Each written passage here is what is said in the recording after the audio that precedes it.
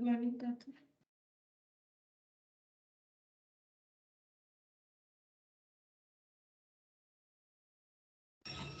Morning ma'am.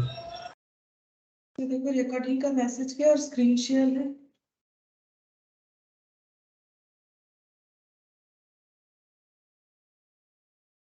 Yes ma'am. अच्छा ठीक है। देखो यहाँ पर हम लोग आज कैश फ्लो स्टार्ट करेंगे। वैसे इस क्लास में हम लोग का जो टॉपिक चल रहा था, मतलब जिनका वो टॉपिक था उनके लिए एक बार बोल रहे हैं। प्रेफरेंस शेयर, उसका 2 क्वेश्चन मैंने होमवर्क दिया था, ठीक है। तो अभी लास्ट में क्या करेंगे ना, वो क्वेश्चन हम 2 बता देंगे, ठीक है। तो होमवर्क भी बता देंगे, डोंट वरी। अभी हम लोग थोड़ा सा कैश फ्लो से जो है स्टार्ट कर लेते हैं, उसके बाद हम होमवर्क भी डिस्कस कर देंगे। 2 होमवर्क बाकी था। तो यहाँ पर देखो cash flow statement, cash flow statement,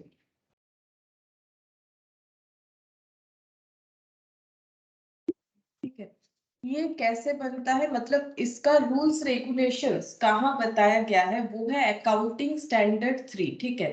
accounting standard 3 अगर किसी के सिलेबस में है तो उसे अलग से अब पढ़ने का जरूरत नहीं पड़ेगा, अगर कोई कैश फ्लो स्टेटमेंट पढ़ लेता है तो, ठीक है। तो कैश फ्लो स्टेटमेंट पढ़ने का मतलब ही है AS3 कवर हो जाना, क्योंकि हम लोग यहाँ पर जो भी रूल्स रेगुलेशन डिस्कस करेंगे वो AS3 के हिसाब से ही करेंगे, क्योंकि उसी के हिसाब से ही हमें बनाना है कैश फ्लो स्टेटमेंट। अब ये कैश फ्लो स्टेटमेंट क्या होता है, देखो नाम से पता चल रहा है हम लोग कुछ स्टेटमेंट फॉर्मेट में बनाने वाले हैं। देखो वैसे तो ये अकाउंट्स पढ़ रहे हैं, लेकिन नॉर्मली अकाउंट्स में हम लोग लेजर बनाते हैं, डेबिट क्रेडिट करते हैं, लेकिन यहाँ पर हम लोग स्टेटमेंट फॉर्मेट में बनाएंगे।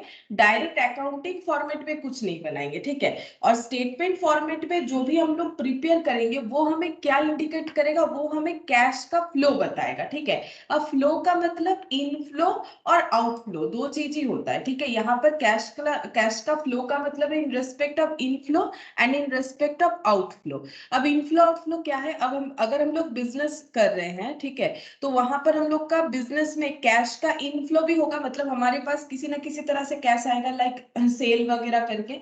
और अगर हम लोग जो है पेमेंट वगैरह कर रहे कोई चीज के लिए तो आउटफ्लो भी हो सकता है। तो सिर्फ सेल परचेज ये नहीं, और भी बहुत सारे एक्टिविटीज के थ्रू से बिजनेस में कैश का फ्लो हो सकता है, यानी इनफ्लो और आउटफ्लो हो सकता है, ठीक है। तो हम लोग को क्या करना है, इसी इनफ्लो और आउटफ्लो का एक स्टेटमेंट बनाना है, जिसको बोला जाता है कैश फ्लो स्टेटमेंट, जो हम लोग AS3 के हिसाब से बनाते हैं, ठीक है। और इससे हमें बेनिफिट क्या मिलता है, इससे हमें ये बेनिफिट मिलेगा कि हम लोग ये क्लियरली समझ पाएंगे कि बिजनेस में हमारा कैश फ्लो कितना है। जैसे देखो क्या होता है, कभी कभी हम लोग जब ट्रेडिंग पीएल बैलेंस शीट बनता है, देखो फाइनल अकाउंट्स में क्या क्या बनता है, फाइनल अकाउंट्स का मतलब होता है ट्रेडिंग एंड पीएल अकाउंट बनाना, ठीक है, और बैलेंस शीट बनाना, ठीक है। ये हम लोग का फाइनल अकाउंट्स होता है। तो ट्रेडिंग पीएल में हम लोग क्या, देखो ट्रेडिंग से हमें क्या मिलता है, ट्रेडिंग से हमें पता चलता है ग्रॉस प्रॉफिट, ठीक है, और पीएल से हमें क्या पता चलता है, नेट प्रॉफिट। और ये 2 प्रॉफिट में डिफरेंस क्या होता है, ग्रॉस प्रॉफिट मतलब बेच के क्या कमाए, ठीक है, सेल करके। अब सेल हम लोग क्या कर सकते हैं, या तो प्रोडक्ट बेच सकते हैं या तो हम लोग अपना सर्विस बेच सकते हैं, ठीक है। हम जो भी सेक्टर में काम कर रहे हैं उसके अकॉर्डिंग डिपेंड करता है। तो ये हम लोग का क्या है, ग्रॉस प्रॉफिट। ग्रॉस प्रॉफिट मतलब जो भी बिजनेस एक्टिविटी हम लोग कर रहे हैं उससे हमें क्या इनकम हुआ। लेकिन नेट प्रॉफिट फिर हमें क्या बताता है, 2 तरह का प्रॉफिट क्यों होता है। नेट प्रॉफिट ये बताता है कि हम लोग का बिजनेस का खर्चा देने के बाद का प्रॉफिट क्या है। जैसे देखो जो हम लोग सेल कर रहे हैं, जैसे मान लो प्रोडक्ट बेच रहे हैं, तो प्रोडक्ट बेचने के लिए हमें पहले प्रोडक्ट खरीदना पड़ता है, तो परचेज का खर्चा दिखाते हैं। अब जो प्रोडक्ट खरीदे उससे लोकेशन तक बिजनेस, देखो जहां खरीदे वहीं पर तो बेचना स्टार्ट नहीं करेंगे, अपनी दुकान तक लाके बेचना पड़ेगा। तो दुकान तक लेके आने का अगर कोई भी खर्चा होता है जिसको डायरेक्ट एक्सपेंस बोलते हैं, तो सारे के सारे डायरेक्ट एक्सपेंस हम लोग ट्रेडिंग अकाउंट में लिखते हैं। फिर हम लोगों ने जितना भी प्रोडक्ट बेच दिया उसका प्रॉफिट यहाँ पर ग्रॉस प्रॉफिट बोल के रिकॉर्ड होता है। लेकिन सिर्फ प्रोडक्ट को खरीदना और उसे लोकेशन तक लाने का खर्चा ही बिजनेस का खर्चा नहीं होता है, बिजनेस को संभालने का भी खर्चा होता है। जैसे हम लोगों ने कोई लोन लिया उसका इंटरेस्ट यानी फाइनेंस का खर्चा, वो कहाँ लिखते हैं, पीएल में। कोई फिक्स्ड एसेट यूज कर रहे हैं उसका डिप्रिशिएशन, वो भी कहाँ लिखते हैं, पीएल में। बिजनेस को मेंटेन करने का सारा खर्चा पीएल में लिखा जाता है। इलेक्ट्रिसिटी बिल पे करते हैं वो कहाँ लिखेंगे, पीएल में, ठीक है। कोई इंप्लॉय को रखे उनको सैलरी देते हैं वो कहाँ लिखेंगे, पीएल में। तो पीएल में किस तरह का खर्चा लिखते हैं, पीएल में हम लोग जो भी बिजनेस कर रहे हैं, जो भी प्रोडक्ट या सर्विस का, उसका पूरा मेंटेन करने का खर्चा लिखते हैं, और उसके बाद ये ग्रॉस प्रॉफिट से ही वो खर्चा पे करेंगे। बेच के जो कमाई होगा उसी से ना किसी का सैलरी, इलेक्ट्रिसिटी बिल और डेप्रिसिएशन। देखो, डेप्रिसिएशन एक नॉन कैश आइटम होता है। क्यों पता है? क्योंकि इसको हमें किसी को पे नहीं करना पड़ता है। डेप्रिसिएशन हम लोग खुद के एडवांटेज के लिए रिकॉर्ड करते हैं। एडवांटेज क्यों? देखो, फिक्स्ड एसेट यूज करेंगे तो उसका खर्चा होगा, तो खर्चे किसी को पे नहीं किए जा रहे। जैसे सैलरी किसी को पे करते हैं तो पता चलता है, लेकिन डेप्रिसिएशन को अगर रिकॉर्ड नहीं करेंगे तो प्रॉफिट ज्यादा दिखेगा। खर्चा नहीं दिखाएंगे तो प्रॉफिट तो ज्यादा दिखेगा। तो टैक्सेबल अगर है हमारा इनकम, टैक्स ज्यादा देना पड़ेगा। ऊपर से फिक्स्ड एसेट का खर्चा भी हम लोग रिकॉर्ड नहीं कर पाएंगे। तो ये एक नॉन कैश आइटम है, बट हम लोग रिकॉर्ड करते हैं, ठीक है। अब इस तरह से हमारा जो प्रॉफिट दिख रहा है, इसमें ना नॉन कैश आइटम भी आ जाता है, कैश वाला भी आ जाता है। तो हमें क्लियरली ये नहीं पता चलता है कि एक्चुअली हमारा कैश फ्लो कितना है बिजनेस में, ठीक है। तो कैश फ्लो स्टेटमेंट बना के हमें फायदा क्या होगा? हम लोग ये देखेंगे कि बिजनेस का प्योर कैश फ्लो क्या है, मतलब cash inflow, cash outflow, non cash वगैरह ये सब हटा देंगे। जैसे मान लो बिजनेस में किसी का गुडविल है, ठीक है। अब गुडविल को भी क्या किया जाता है ना, राइट ऑफ किया जाता है, लेकिन इसका खर्चा भी किसी को हम लोग पे नहीं करते। गुडविल का खर्चा राइट ऑफ करते हैं तो वो पीएल में दिखाते हैं, ठीक है। जैसे मान लो कोई पेटेंट करवा रखे हैं, पेटेंट का मतलब होता है कि कुछ इन्वेंशन किया हम लोगों ने, उस पे पेटेंट करवा लिया, ठीक है। एक लीगल डॉक्यूमेंट होता है, पेटेंट करवा लिया तो वो जो भी मतलब इन्वेंशन है वो कोई और यूज नहीं कर पाएगा। तो मान लो पेटेंट का 1 लाख रुपए का खर्चा होगा, ठीक है।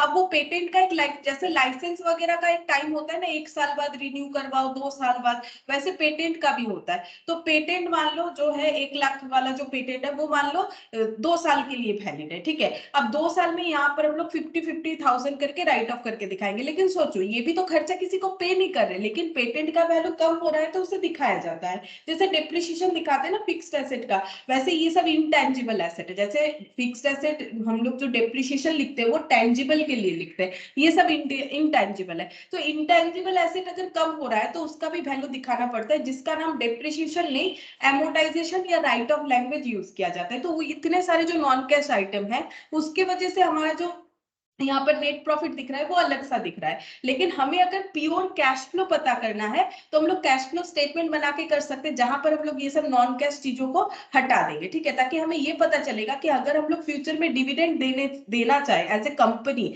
तो हमें कि हम लोग के पास कितना कैश फ्लो है, मतलब कैश आइटम कितना है, ठीक है। नॉन कैश वगैरह हम लोग डील नहीं करना चाहेंगे। तो कैश फ्लो स्टेटमेंट क्या है? कैश फ्लो स्टेटमेंट एक फाइनल अकाउंट्स तो बनाना ही पड़ेगा, लेकिन एक एडिशनल स्टेटमेंट है जो कंपनियां बनाती है ताकि उनको पता चले कि उनका बिजनेस में कैश फ्लो क्या है, ठीक है। तो देखो, हम थोड़ा सा डेफिनेशन लिखवा देते हैं, तुम लोग भी लिख लो। It is an additional information, it is an additional information provide to the users of accounts in form of a statement, in form of a statement, which reflects the various sources from where cash was generated, यानी कि inflow of cash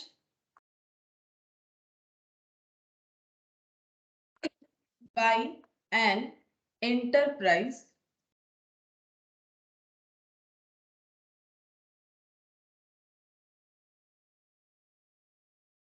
during the relevant accounting year, and how these inflows were utilized, outflow of cash by the enterprise. देखो मैंने क्या लिखा है, it is an additional information. क्यों मैंने बोला एडिशनल इंफॉर्मेशन, क्यों बताया गया इसको, क्योंकि नॉर्मली हम लोग जब बिजनेस का मतलब कंडीशन पता करना चाहते हैं तो हमारे लिए फाइनल अकाउंट्स ही नॉर्मल होता है, ठीक है। फाइनल अकाउंट सभी को बनाना पड़ता है, फाइनल अकाउंट्स हम लोग सीखते भी है, मतलब 11th से ही सिखाया जाता है इसीलिए। अब फाइनल अकाउंट हम लोग कैसे सीखते हैं, जब हम लोग स्टार्टिंग में कॉमर्स स्टार्ट करते हैं, मतलब कॉमर्स का पढ़ाई, तो हम लोग सोल प्रोप्राइटर का फाइनल अकाउंट सीखते हैं, ठीक है, सोल प्रोप्राइटर जो होते हैं। फिर हम लोग पार्टनरशिप का सीखते हैं कि पार्टनरशिप में अगर बिजनेस करें तो कैसे होगा, और उसके साथ साथ हम लोग कंपनी का भी सीखते हैं, ठीक है। तो फाइनल अकाउंट्स तो सभी को बनाना पड़ेगा, लेकिन कैश फ्लो एक एडिशनल इंफॉर्मेशन है, ये सबको बनाना नहीं पड़ता है, ठीक है। ये सबको बनाना मैंडेटरी नहीं होता है, अभी लिख देंगे किन के लिए मैंडेटरी नहीं है।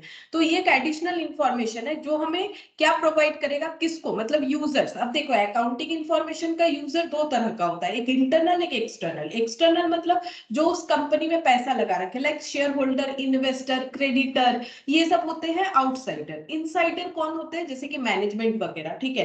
तो ये हो गया।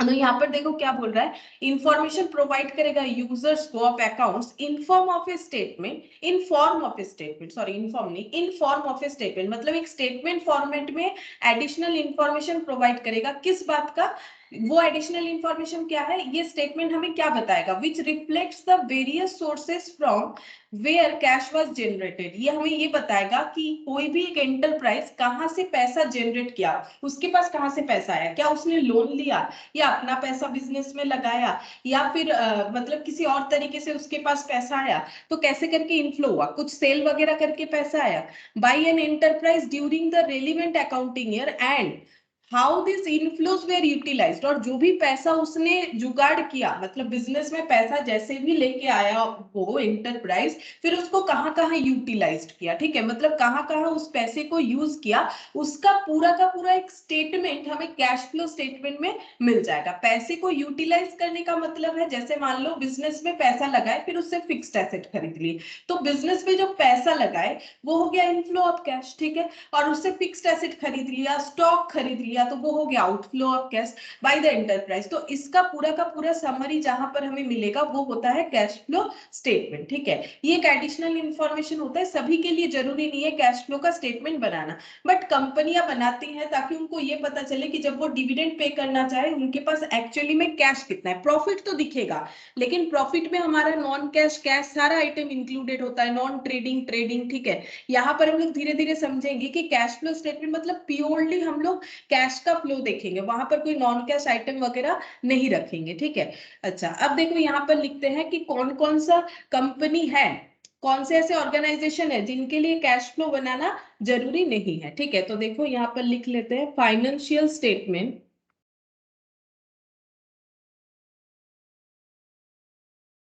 विथ रिस्पेक्ट टू 1% कंपनी, ठीक है। जो 1% कंपनियां होती है, जो पहले नहीं था, कंपनीज एक्ट 2013 के हिसाब से आया हुआ है, लेकिन इसके पहले जो कंपनीज एक्ट चलता था उसमें नहीं था। अभी तो सभी को कंपनीज एक्ट 2013 ही पढ़ोगे, जब भी पढ़ोगे तो ये 1% जो कंपनी है उनके लिए कैश फ्लो स्टेटमेंट बनाना जरूरी नहीं है। इसके अलावा स्मॉल कंपनी जो है, स्मॉल कंपनी क्या होती है उसका भी अपना क्राइटेरिया है, हमें इतना यहाँ पर जरूरी नहीं है, तुम लोग लॉ में पढ़ोगे स्मॉल कंपनी का क्या होता है, पूरा रूल्स रेगुलेशंस, ठीक है। मतलब कब कंपनी को स्मॉल कंपनी बोला जाता है, डोरमेंट कंपनी। डोरमेंट कंपनी का मतलब होता है जो कंपनी कंपनी के हिसाब से रजिस्टर हो गई है बट अभी तक काम नहीं स्टार्ट की है, ठीक है, तो डोरमेंट कंपनी होता है। And private company, private company if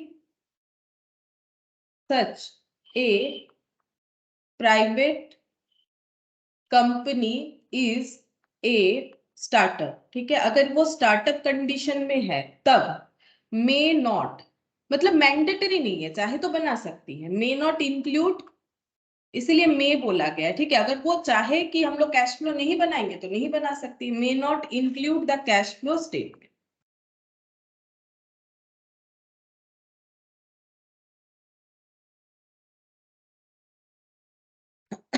अच्छा इसके बाद नेक्स्ट हम लोग पढ़ेंगे कि यहाँ पर कैश का मतलब क्या होता है, ठीक है। तो कैश का मतलब क्या होगा, the term cash means cash in hand and cash at bank and demand deposits with banks। ठीक है, तो यहाँ पर कैश का मतलब होता है cash in hand and cash at bank. ये तो एग्जांपल हो गया, मतलब कैश का मतलब क्या क्या उसमें कवर हो जाएगा। यहाँ पर कैश का मतलब cash in hand, bank balance वगैरह, और डिमांड डिपॉजिट, किसी भी तरह का डिमांड डिपॉजिट विद बैंक, ये हम लोग का क्या हो जाएगा, कैश का मतलब यहाँ पर होगा। और कैश इक्विवेलेंट का मतलब क्या होगा, देखो अभी ये कैश एंड कैश इक्विवेलेंट क्यों बोल रहे हैं, क्योंकि कैश फ्लो स्टेटमेंट जो है ये हमारा क्या बताएगा, कैश फ्लो स्टेटमेंट हमें कैश एंड कैश इक्विवेलेंट का फ्लो बताता है। ठीक है, जैसे देखो कैश फ्लो स्टेटमेंट हमें क्या बताएगा, कैश एंड कैश इक्विवेलेंट का फ्लो बताएगा। तो जिसमें तो मैंने कैश के बारे में बताया कि ये एक्चुअली कौन लोग बनाते हैं, क्यों बनाते हैं, इससे बेनिफिट क्या है, लेकिन इसमें सिर्फ कैश का फ्लो नहीं दिखेगा। नाम है कैश फ्लो स्टेटमेंट, लेकिन यहाँ पर कैश के साथ साथ कैश इक्विवेलेंट भी कवर होता है। ठीक है, लेकिन हमें ये पता करना पड़ेगा ये कैश इक्विवेलेंट होता क्या है। तो यहाँ पर लिखते हैं कैश इक्विवेलेंट।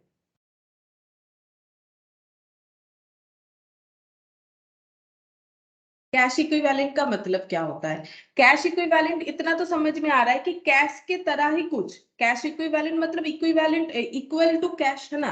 तो यहाँ पर देखो कैश इक्विवेलेंट क्या होता है, cash equivalent are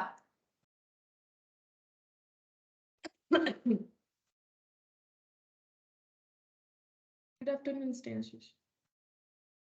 Good afternoon, ma'am. Cash equivalent are short term highly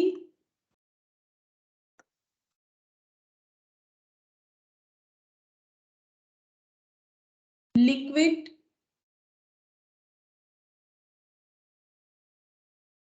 investments that are readily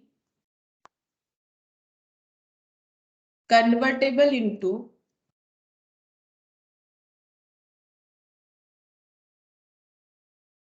known amounts of cash and which are subject to an insignificant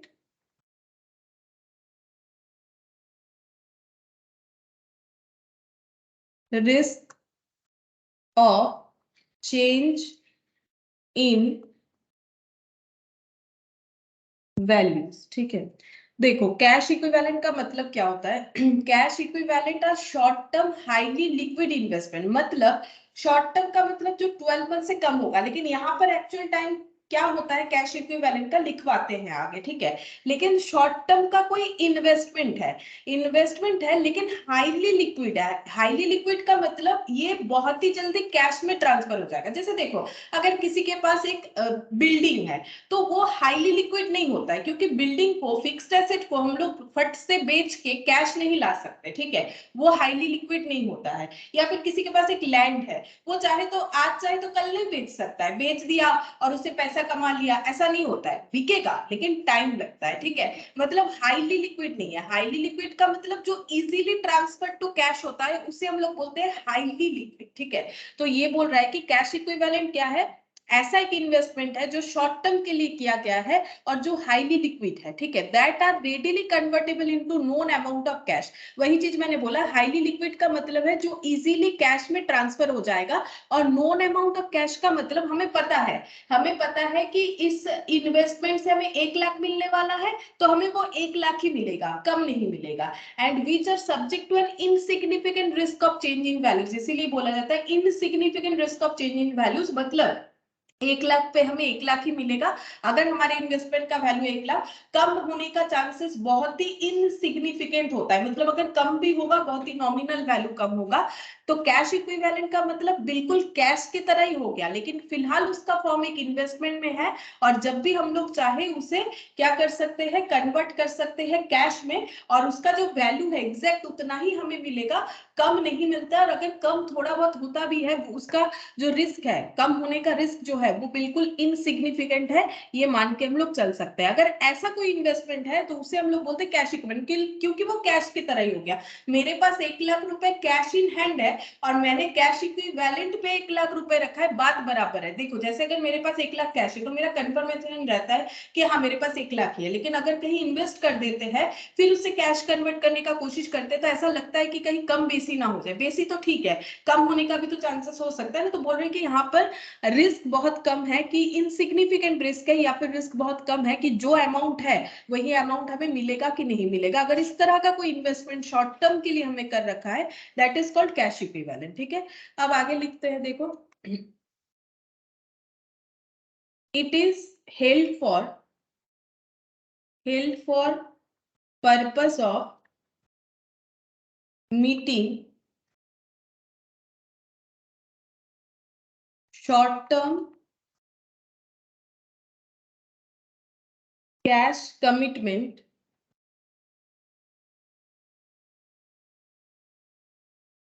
after sorry rather than for investment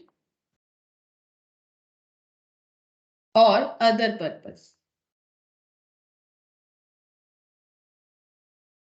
अच्छा, इसका purpose क्या है, हम लोग क्यों करते हैं cash equivalent, क्यों रेडी करते हैं? बोल रहे हैं it is held for the purpose of meeting short term cash commitment. ठीक है, अगर कोई शॉर्ट टर्म कैश कमिटमेंट हमें फुलफिल करना है, मतलब मीटअप करना है, रेदर देन फॉर इन्वेस्टमेंट और अदर पर्पस। नॉर्मली इन्वेस्टमेंट के लिए कोई कैश इक्विवेलेंट नहीं बनाता है नॉर्मली, ठीक है, बना सकता है कि उसने कुछ पैसे से कैश इक्विवेलेंट की तरह कुछ खरीद के, हम अभी एग्जांपल देंगे तो समझ में आएगा कि कैश इक्विवेलेंट क्या होता है। जैसे कि ट्रेजरी बिल होता है, कॉमर्शियल पेपर होता है, कॉमर्शियल बिल यानी बिल्स ऑफ एक्सचेंज। ठीक है, बिल्स ऑफ एक्सचेंज ये भी कैश इक्विवेलेंट होता है, क्योंकि बिल्स ऑफ एक्सचेंज में जो बिल्स रिसीवेबल जिसके पास होता है उसको चाहे जब वो उसको लिक्विड फॉर्म यानी कैश फॉर्म में कन्वर्ट करवा सकता है। और अगर जैसे बैंक में ले जाके अगर हम लोग टाइम से पहले बिल्स रिसीवेबल को जो है बैंक में डिपॉजिट कर देते हैं और पैसा ले लेते हैं, बहुत ही नेग्लिजिबल वैल्यू हमसे एज ए डिस्काउंट ले लिया जाता है। ठीक है, तो ये कैश इक्विवेलेंट का एग्जांपल हुआ। नॉर्मली देखो क्या बोल रहा है, it is held for the purpose of meeting short term cash commitment. अगर कैश कमिटमेंट करना है हमें शॉर्ट टर्म के लिए, कि हाँ जैसे मान लो बिल्स रिसीवेबल कब ड्रॉ होता है, अगर कोई सेलर जो है वो सेल करना चाहता है, परचेजर परचेज भी करना चाहता है लेकिन पैसा भी नहीं दे सकता है, तो सेलर उस पे मतलब बिल स्टॉक कर सकता है ताकि कमिटमेंट रहे कि हाँ आपने ये चीज मेरे पास से खरीदा है, आप ये पैसा मुझे दोगे, ऐसा प्रॉमिस कर रहे हो। ठीक है, तो शॉर्ट टर्म कैश कमिटमेंट के लिए हम लोग कैश इक्विवेलेंट यूज कर सकते हैं, जिसमें मैंने एक एग्जांपल दिया बिल्स ऑफ एक्सचेंज का। ठीक है, रेदर देन फॉर इन्वेस्टमेंट और अदर पर्पस। इन्वेस्टमेंट से ज्यादा ये सब कैश कमिटमेंट के लिए यूज किया जाता है, हाँ इन्वेस्टमेंट पर्पस पे भी किया जाता है लेकिन कम होता है। ठीक है, अच्छा अब नेक्स्ट हम लोग यहाँ पर लिखेंगे किसे हम लोग कैश इक्विवेलेंट बोलेंगे। ठीक है, कंडीशंस क्या क्या है, तो यहाँ पर लिखते हैं it must B readily convertible to known amount of cash. ठीक है, ये हमेशा नोन अमाउंट ऑफ कैश पे कन्वर्ट हो जाएगा, इसके लिए ये रेडी रहता है। ठीक है, it must be subject to an insignificant risk of changes in value. इसका जो चेंजेस होता है वैल्यू में, जैसे मान लो बिल्स रिसीवेबल बैंक में ले जाके डिपॉजिट कर दिए टाइम से पहले और पैसा ले लिए बैंक से, तो जो वैल्यू बैंक जो है डिडक्ट करवाता है वो बहुत ही कम होता है। ऐसा नहीं कि आधा काट लिया पैसा, ऐसा नहीं होता है। तो ये तभी कैश इक्विवेलेंट कहलाएगा अगर इसमें जो वैल्यूज एक्चुअल वैल्यू इनकर्ड है उसका चेंजेस हो सकता है, लेकिन वो चेंजेस काफी इनसिग्निफिकेंट होता है। ठीक है, अच्छा नेक्स्ट लिखेंगे, an investment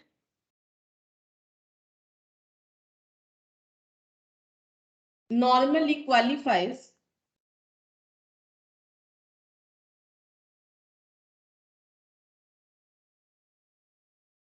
as a cash equivalent only when it has a short maturity, say 3 months or less from the date of acquisition। ठीक है, देखो ये क्या लिखा मैंने, कोई भी इन्वेस्टमेंट वो कैश इक्विवेलेंट तभी कहलाएगा अगर ये इसका मैच्योरिटी मतलब इन्वेस्टमेंट मैच्योर हो जाएगा एक शॉर्ट टर्म पीरियड में। शॉर्ट टर्म पीरियड का मतलब 3 मंथ्स या उससे कम होना चाहिए डेट ऑफ एक्विजिशन के बाद। आज अगर हम लोगों ने कोई भी जो है कैश इक्विवेलेंट एक्वायर किया है कुछ भी फॉर्म में हो, वो 3 महीने या उससे कम में वो मैच्योर हो जाना चाहिए। इसीलिए जब हम बिल्स ऑफ एक्सचेंज करवाते हैं, जिनका है अगर कभी किए हो या फिर कहीं पर भी किए हो, तो वहां पर देखोगे मैंने ये हम बताते हैं कि bills of exchange normally 3 months के लिए किया जाता है, उससे ज्यादा का नहीं। तो ये भी एक तरह का क्या होता है, कैश इक्विवेलेंट हो गया। ठीक है, तो ये हम लोगों का कैश इक्विवेलेंट का जो है हम लोग अभी यहाँ पर डिटेल्स में देख रहे हैं कि क्या क्या हो सकता है। तो यहाँ पर देखो, इन्वेस्टमेंट जो नॉर्मली क्वालिफाइज हो जाएगा as a cash equivalent only when it has a short maturity period से 3 मंथ्स। और ये सब कहाँ बोला गया है, AS3 में, कि 3 मंथ्स या उससे कम होता है तभी उसे कैश इक्विवेलेंट बोला जाता है। ठीक है, और ये कन्वर्टेबल हो जाएगा जो नोन अमाउंट है उसमें, और अगर थोड़ा बहुत चेंज भी होगा तो वो इनसिग्निफिकेंट होता है। अच्छा नेक्स्ट हम लोग लिखेंगे, investment in shares, investment in shares are not normally taken as cash equivalent unless they are in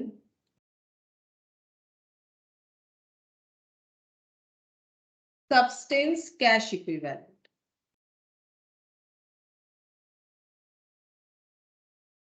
as of uncertainty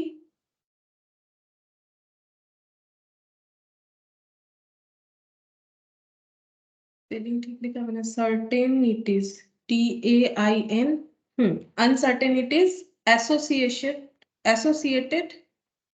associated with them as to realizable value।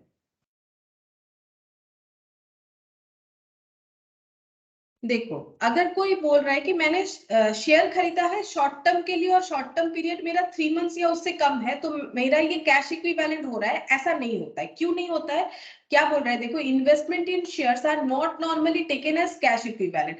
अगर हम लोग बोलेंगे कि हम लोगों ने शेयर को 3 मंथ्स के लिए कम, 3 मंथ्स से कम पीरियड के लिए होल्ड कर रखा, तो बोल ही सकते कैश इक्विवेलेंट, क्योंकि कैश इक्विवेलेंट का मतलब है अगर हम लोग का इन्वेस्टमेंट 3 मंथ से कम में हो और ये हम लोग का क्या होना चाहिए, कैश इक्विवेलेंट जो है हाईली शॉर्ट टर्म में हाईली लिक्विड होगा, 3 मंथ्स के लिए होगा, और इसमें जो अमाउंट हम लोग इनकट करें वही मिलना चाहिए और इनसिग्निफिकेंट रिस्क होना चाहिए अमाउंट चेंज होने का।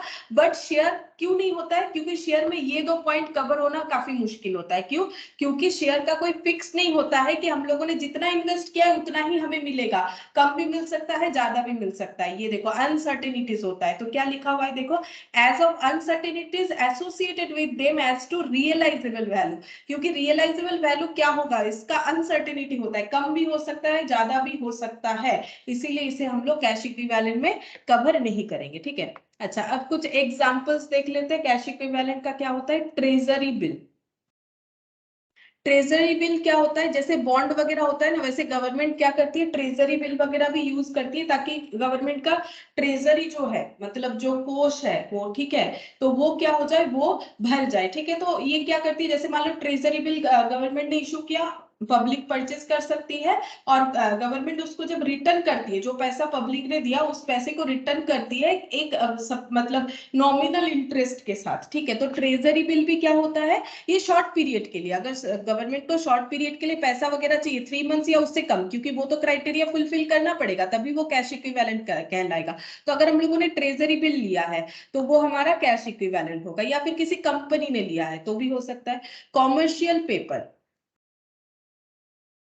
कॉमर्शियल पेपर होता है, ठीक है, कॉमर्शियल पेपर एक कंपनी दूसरे कंपनी को इशू कर सकती है पैसे के लिए। ठीक है, कॉमर्शियल पेपर होता है। कॉमर्शियल बिल होता है, कॉमर्शियल बिल का मतलब जो बिल्स ऑफ एक्सचेंज का बात कर रहे थे, ठीक है, बिल्स रिसीवेबल बिल्स पेएबल वाला कॉमर्शियल बिल, ये भी हम लोगों का कैश इक्विवेलेंट होता है। ठीक है, कॉल मनी, कॉल मनी एक बैंक दूसरे बैंक को जब उधार वगैरह देती है तो उसका कॉल मनी नाम होता है। ठीक है, शॉर्ट पीरियड के लिए, मतलब रातों रात भी दे सकती है। सर्टिफिकेट ऑफ डिपॉजिट, मतलब कंपनी जब पब्लिक डिपॉजिट वगैरह लेती है तो ये होता है। ठीक है, मतलब कम टाइम के लिए, तो सर्टिफिकेट ऑफ डिपॉजिट, जैसे शेयर तो बहुत से टाइम के लिए होता है, ज्यादा टाइम के लिए, लेकिन कंपनी चाहे तो वो सर्टिफिकेट ऑफ डिपॉजिट इशू कर सकती है जो पब्लिक ले सकता है। ठीक है, तो उससे उनको इंटरेस्ट वगैरह मिलेगा, थोड़ा बहुत रिटर्न मिल जाएगा। तो इस तरह का treasury bill, commercial paper, commercial bill, call money, certificate of deposit, ये सब हम लोग का कैश इक्विवेलेंट में आता है। ठीक है, कैश इक्विवेलेंट में कवर होता है। अच्छा, अब हम लोग यहाँ पर एक पॉइंट देखेंगे कि ऐसा कौन सा ट्रांजैक्शंस है जो हमारे कैश फ्लो में कंसीडर्ड नहीं होता है। ठीक है, तो यहाँ पर लिखते हैं transactions, transactions which represent movement between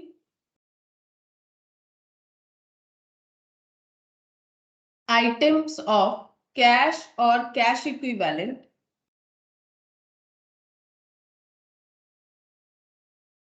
are not considered as cash flow. ठीक है, अगर कैश और कैश इक्विवेलेंट के अंदर ही मूवमेंट हो रहा है, लाइक जैसे हम लोगों ने अपने बिजनेस का पैसा ले जाके बैंक में डिपॉजिट कर दिया, ठीक है, तो इसको हम लोग नहीं बोलेंगे कि कैश आउटफ्लो होगा, क्योंकि ये उसी के अंदर मूवमेंट हो रहा है। कैश आउटफ्लो का मतलब है कि अगर हम लोग किसी आउटसाइडर से एक्टिविटी परफॉर्म कर रहे हैं तब होगा। ठीक है, तो अगर हम लोग कोई पैसा बैंक से विथड्रॉ कर रहे हैं, कोई पैसा बैंक में ले जाके डिपॉजिट कर रहे हैं, तो अगर मूवमेंट कैश और कैश इक्विवेलेंट के अंदर हो रहा है, या फिर मान लो हम लोगों का कोई जो कॉल मनी था, या फिर मान लो हम लोगों का कोई कॉमर्शियल बिल था जिससे हमें पैसा मिल गया, तो ये हमारा कैश फ्लो नहीं होगा। कैश और कैश इक्विवेलेंट के अंदर अगर कोई ट्रांजैक्शन की वजह से कैश इनफ्लो या आउटफ्लो हो रहा है, वो हमारा कैश फ्लो स्टेटमेंट में कवर नहीं होता है। उसका रीजन क्या है, this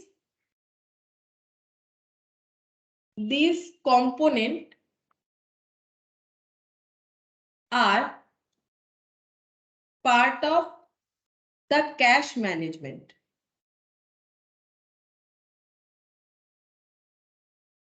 of an enterprise rather than part of its operating, investing or earning and financing activities. समझाते हैं ये क्या है, बोल रहा है कि अगर ट्रांजैक्शन, जैसे मान लो किसी ने कोई बिल्स ड्रॉ किया था, ठीक है, बिल्स ड्रॉ किया था कोई कंपनी ने, ठीक है, फिर वो ले जाके बैंक में डिपॉजिट कर दिया, उससे पैसा मिल गया, तो इसे हम लोग क्या बोलेंगे, इसे हम लोग कैश फ्लो नहीं बोल सकते, क्योंकि अगर वो डेटर से मिलता तो बात अलग था, ठीक है, वो डेटर जो है वो बैंक में जमा कर देगा, वो बात अलग है। तो यहाँ पर क्या हो रहा है, बोल रहे हैं कि transaction which represent movement between items of cash और कैश इक्विवेलेंट, कैश या कैश इक्विवेलेंट के अंदर अगर जो है ट्रांजैक्शन हो रहा है तो वो हम लोग कैश फ्लो नहीं बोलेंगे, ठीक है। This components are part of the cash management of an enterprise, ये कैश मैनेजमेंट का एक पार्ट है। जैसे मान लो किसी ने जो है ट्रेजरी बिल खरीद लिया, ठीक है, कोई कंपनी ने ट्रेजरी बिल खरीद लिया, मतलब उसने अपने पैसे को किसी जगह पे इन्वेस्ट कर दिया 3 मंथ्स के लिए, कुछ दिन बाद वो पैसा उसे रिटर्न मिल जाएगा, तो ये कोई कैश मतलब जब खरीदा तब ये कैश आउटफ्लो भी नहीं माना जाएगा, जब वो पैसा रिटर्न आएगा तो उसे कैश इनफ्लो भी नहीं माना जाएगा, ठीक है, क्योंकि ये कैश मैनेजमेंट है कि हमारे पास एक्स्ट्रा पैसा है, हम लोग कहीं पर इन्वेस्ट करना चाह रहे हैं, तो ये कैश मैनेजमेंट का पार्ट होता है, ये कभी हमारा एक्चुअल कैश इनफ्लो आउटफ्लो नहीं होगा। कैश इनफ्लो आउटफ्लो कौन सा होगा, यहाँ पर देखो बोल रहे हैं rather than part of its operating investing and financing activity, हम फिर से पढ़ देते हैं, यहाँ पर बोल रहे हैं this components are part of the cash management of an enterprise, ये एंटरप्राइज का कैश मैनेजमेंट कहलाता है, ये एंटरप्राइज का कोई ऑपरेटिंग इन्वेस्टिंग या फाइनेंसिंग एक्टिविटी नहीं कहलाता है। अब ये operating investing and financing activity क्या है, कोई भी एंटरप्राइज का कैश इनफ्लो और आउटफ्लो को 3 एक्टिविटी में डिवाइड किया गया है, ठीक है। जैसे हम छोटा सा एक एग्जांपल देंगे समझ में आएगा, ऑपरेटिंग एक्टिविटी मतलब सेल परचेज, ठीक है, हम लोग जो भी गुड्स परचेज करते फिर उसे सेल करते हैं, तो सेल करने से कैश इनफ्लो होगा, परचेज करने से कैश आउटफ्लो होगा, ये हो गया ऑपरेटिंग एक्टिविटी। ऑपरेटिंग एक्टिविटी मतलब जो बिजनेस हम लोग कर रहे हैं उससे हमारे पास जो पैसा आ रहा है या उसके लिए जो पैसा जा रहा है। इन्वेस्टिंग एक्टिविटी का मतलब होता है हम लोगों ने कोई लैंड खरीद लिया, बिल्डिंग खरीद लिया, कोई फिक्स्ड एसेट खरीद रहा है, कुछ इन्वेस्टमेंट लॉन्ग टर्म के लिए खरीद रहे हैं, ठीक है, तो उसे हम लोग बोलते हैं इन्वेस्टिंग एक्टिविटी, ठीक है। या फिर मान लो हम लोगों ने कुछ फिक्स्ड एसेट खरीदा, ठीक है, तो फिक्स्ड एसेट खरीदा तो ये कैश आउटफ्लो हो गया, ठीक है, फिक्स्ड एसेट बेच दिया तो ये हम लोग का कैश इनफ्लो हो गया, फिक्स्ड एसेट खरीद रहे बेच रहे, ये हम लोग का इन्वेस्टिंग एक्टिविटी, ठीक है।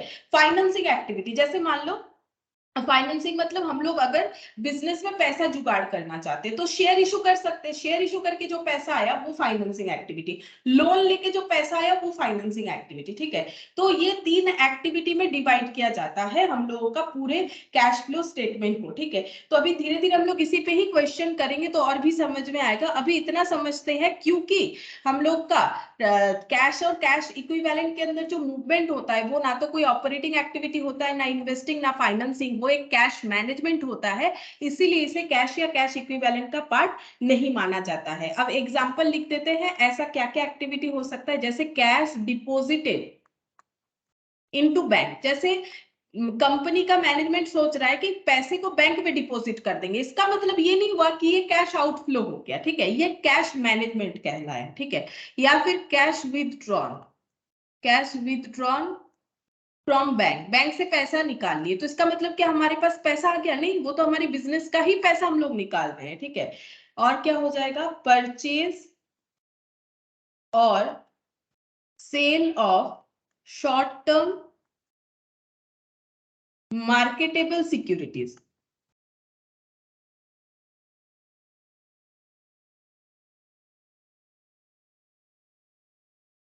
ब्रैकेट में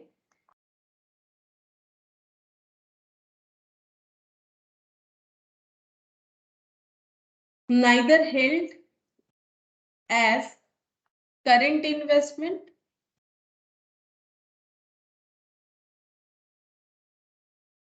nor held as non-current investment। अच्छा, पहले बता देते हैं करंट और नॉन करंट इन्वेस्टमेंट का मतलब क्या होता है। करंट इन्वेस्टमेंट मतलब 12 महीने से कम टाइम के लिए इन्वेस्ट करना, नॉन करंट का मतलब 12 महीने से ज्यादा के लिए इन्वेस्ट करना, ठीक है। अब ये देखो, ये तो मैंने समझा दिया, cash deposited into bank, cash withdrawal from bank, ये सब हम लोग का कैश इक्विवेलेंट नहीं होता, ये कैश मैनेजमेंट होता है। परचेज या sale of short term marketable securities, जैसे मान लो हम लोगों ने शेयर, जैसे मार्केटेबल सिक्योरिटीज का अच्छा एग्जांपल होता है शेयर, हम लोगों ने शेयर खरीदा है, अब उस शेयर को होल्ड कर रहे 12 महीने से कम के लिए करे या 12 महीने से ज्यादा के लिए करे, ये कैश इक्विवेलेंट नहीं कहलाएगा। क्यों, क्यों, हम लोग ये भी क्या हो गया, कैश मैनेजमेंट, हमारे पास एक्स्ट्रा पैसा हम लोगों ने शेयर खरीद लिया, लेकिन ये कैश इक्विवेलेंट नहीं कहलाएगा, ठीक है। अब परचेज हो या सेल, परचेज कर रहे हैं शेयर को या फिर खरीदा हुआ शेयर को बेच रहे हैं, ये ना खरीदने के टाइम ना तो ये कैश इक्विवेलेंट का इनफ्लो कहलाएगा, सॉरी आउटफ्लो कहलाएगा, ना ही तो सेल करते टाइम कैश इक्विवेलेंट का इनफ्लो कहलाएगा। इस तरह का चीजों को कैश मैनेजमेंट बोला जाता है, कैश इक्विवेलेंट नहीं बोला जाता है, ठीक है। अच्छा, फिर नेक्स्ट यहां पर लिखेंगे कैश फ्लोज। फिर एक्चुअली क्या होता है? Cash flows are inflows and outflows of cash and cash equivalent. तो कैश स्टेटमेंट में हम लोग क्या लिखेंगे? कैश एंड कैश इक्विवेलेंट का इनफ्लोज एंड आउटफ्लोज लिखेंगे, इसके अलावा कुछ नहीं, ठीक है। फिर लिखेंगे cash inflows arise when net effect of transactions is increase in the amount of cash और कैश इक्विवेलेंट। अगर बिजनेस में पैसा ज्यादा दिख रहा है, कैश या कैश इक्विवेलेंट हम लोगों का ज्यादा दिख रहा है, ज्यादा in the sense cash inflow arise when net effect of transaction. Net effect of transactions मतलब मान लो मैंने 50 रुपए का सेल किया और मैंने 30 रुपए का सामान खरीदा था, ठीक है, तो मेरे पास 20 रुपए प्रॉफिट दिख रहे हैं, ठीक है, मेरे पास 20 रुपए प्रॉफिट दिख रहे हैं। तो नेट ट्रांजैक्शन जो भी हुआ उससे मेरा कैश इनफ्लो हुआ, मेरे पास ज्यादा पैसा आया, ठीक है, मतलब मेरे पास पैसा जनरेट हुआ। तो cash inflow arise when net effect of transaction. ये कौन सा ट्रांजैक्शन था? सेल परचेज का ट्रांजैक्शन था। Increase the amount of cash, तो 30 रुपए लगा के 20 रुपए कमा लिए, ठीक है, तो मेरे पास 50 रुपया दिख रहा है, तो इसे हम लोग बोलेंगे कैश इनफ्लोज, ठीक है, इसे बोला जाता है कैश इनफ्लोज। अगर नेट इफेक्ट जो है वो कैश को बढ़ा रहा है, ठीक है। और कैश आउटफ्लोज क्या होता है?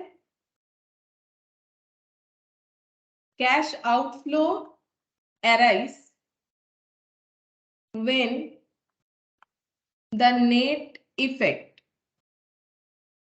of transaction is to decrease in the amount of cash और कैश इक्विवेलेंट। जब हम लोग का कैश फ्लो स्टेटमेंट पूरा बन जाता है तो हमें कैश या कैश इक्विवेलेंट का इनफ्लो या आउटफ्लो पता चलता है, तभी तो हम लोग बनाते हैं। तो अगर हम लोग का कैश इनफ्लोज का कैश एंड कैश इक्विवेलेंट का नेट इफेक्ट अगर हमें कम दिख रहा है, मतलब नेट इफेक्ट ऑफ ट्रांजैक्शन अगर डिक्रीज हुआ है, तो हम लोग बोलेंगे हम लोग का कैश आउटफ्लो हुआ है, ठीक है। क्वेश्चन करने से और भी क्लियरली समझ में आ जाएगा जब हम लोग प्रैक्टिकल क्वेश्चन करेंगे, ठीक है। अब जैसे कि मैंने बोला कि 3 पार्ट में डिवाइड किया जाता है, कैश या कैश इक्विवेलेंट एक्टिविटीज को 3 पार्ट में डिवाइड किया जाता है। तो देखो एक्टिविटीज क्या क्या आ जाएगा? Operating activities, investing activities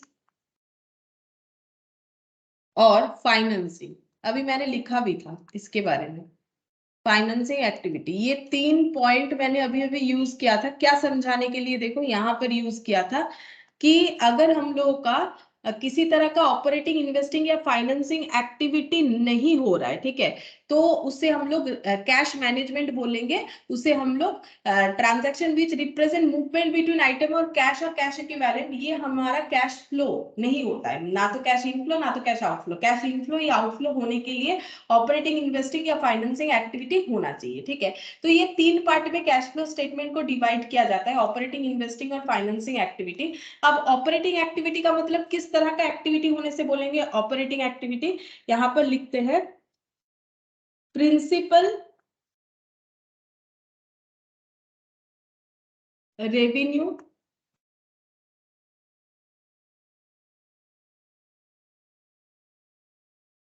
providing activities. जो एक्टिविटीज हमें रेवेन्यू यानी सेल का डिटेल्स वगैरह देता है उसे हम लोग ऑपरेटिंग एक्टिविटी बोलते हैं। अगर हम लोग कोई लॉन्ग टर्म एसेट या इन्वेस्टमेंट को खरीद रहे या बेच रहे तो इन्वेस्टिंग एक्टिविटी। तो एक्विजिशन एंड डिस्पोजल, तो खरीद भी सकते बेच भी सकते। Disposal of long term asset and investment. अगर हम लोग कोई लॉन्ग टर्म एसेट यानी फिक्स्ड एसेट को खरीद रहे हैं बेच रहे हैं या इन्वेस्टमेंट खरीद रहे हैं या बेच रहे हैं तो उसे इन्वेस्टिंग एक्टिविटी बोला जाता है। फाइनेंसिंग एक्टिविटीज का मतलब होता है activities that result in change in size and composition of owner's equity. Composition of owner's equity. Owners equity नहीं लिख के लिखते हैं owners capital and borrowing. Owners capital and borrowing, ठीक है। तो फाइनेंसिंग एक्टिविटी का मतलब क्या होता है, जैसे एग्जांपल देखो, शेयर इशू करके पैसा लेना, लोन रेज करना, बैंक पे जाके लोन ले लिया, पब्लिक से लोन लेते हैं तो डिवेंचर इशू करना, प्रेफरेंस शेयर इशू करना, इक्विटी शेयर इशू करना। अगर हम लोग ऐसा कोई एक्टिविटी कर रहे हैं जिससे हमारा बिजनेस में जो कैपिटल या बोरोइंग है, मतलब जो भी कैपिटल, ओन कैपिटल का मतलब जो खुद से पैसा लगाए हैं, बोरोइंग का मतलब जो लोन वगैरह करके लगाए, उसके कॉम्पोजिशन में चेंजेस हमें दिखाई देता है तो उसे फाइनेंसिंग एक्टिविटी बोला जाता है, ठीक है। इसे हम लोग फाइनेंसिंग एक्टिविटी बोलेंगे। इन्वेस्टिंग मतलब कुछ इन्वेस्टमेंट वगैरह कर रहे हैं, मतलब एसेट वगैरह खरीद रहे हैं बेच रहे हैं। अब देखो कैश फ्लो का मतलब इनफ्लो आउटफ्लो दोनों ही होता है ना, तो परचेज सेल जो भी बोले, जैसे लोन लेना हमारा कैश फ्लो फाइनेंसिंग एक्टिविटी है, वैसे लोन का पैसा जब हम लोग रीपे करते हैं वो भी फाइनेंसिंग एक्टिविटी है। लेकिन लेने से कैश इनफ्लो क्योंकि पैसा आ रहा है, और जब पे कर रहे हैं तो कैश आउटफ्लो क्योंकि पैसा जा रहा है, ठीक है। तो ये हो जाता है। अच्छा, अब देखो हम लोग धीरे धीरे अब हम लोग जो है अकाउंटिंग ट्रीटमेंट में भी जाएंगे, मतलब किस तरह से हमें कैलकुलेशन करना पड़ेगा। तो यहाँ पर लिख के दिखाते कैसे होगा। तो कैश फ्लो स्टेटमेंट जो बनेगा ना वो दो मेथड से बनता है, ठीक है। एक होता है डायरेक्ट मेथड, एक होता है इनडायरेक्ट मेथड, ठीक है। तो इंपॉर्टेंट इनडायरेक्ट ही होता है, डायरेक्ट मेथड से डायरेक्ट उतना क्वेश्चन नहीं आता क्योंकि वो आसान होता है मेथड। मेन जो मेथड हमें सीखने लायक है दैट इज इनडायरेक्ट मेथड, लेकिन हम डायरेक्ट भी बताएंगे किस तरह से होता है। तो अगर हम लोग डायरेक्ट मेथड से करते हैं तो देखो उसमें हमें कैसे करके बनाना पड़ेगा। तो यहाँ पर लिखते हैं steps for preparation of cash flow statement. कैसे करके कैश फ्लो स्टेटमेंट बनेगा, तो पहले step 1, calculate cash flow from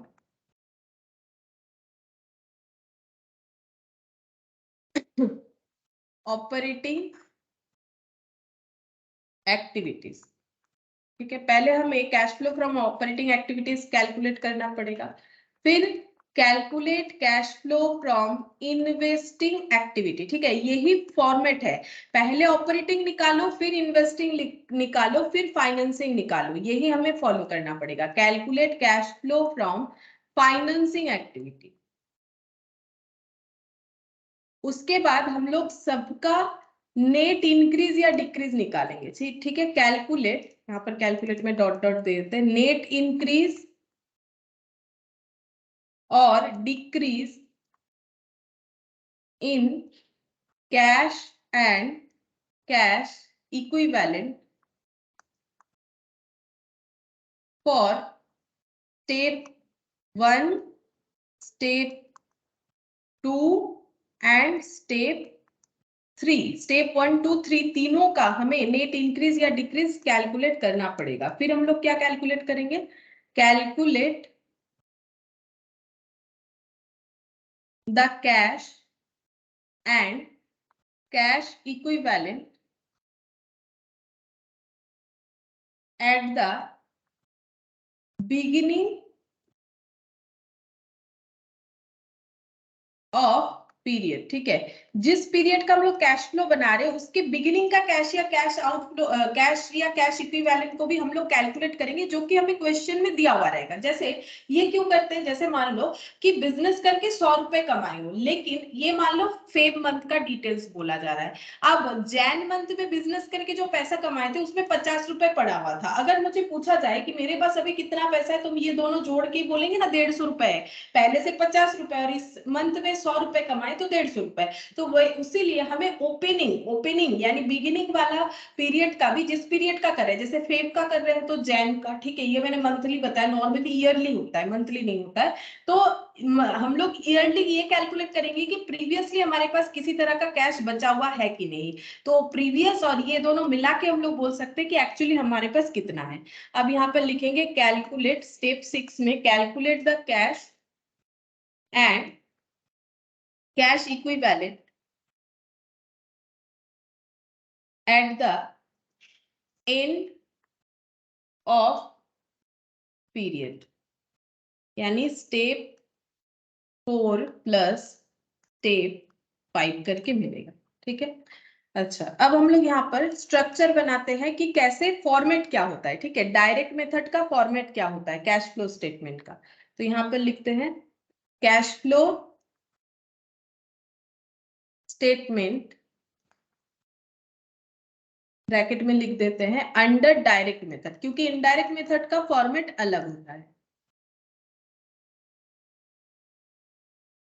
अच्छा, यहाँ पर पर्टिकुलर्स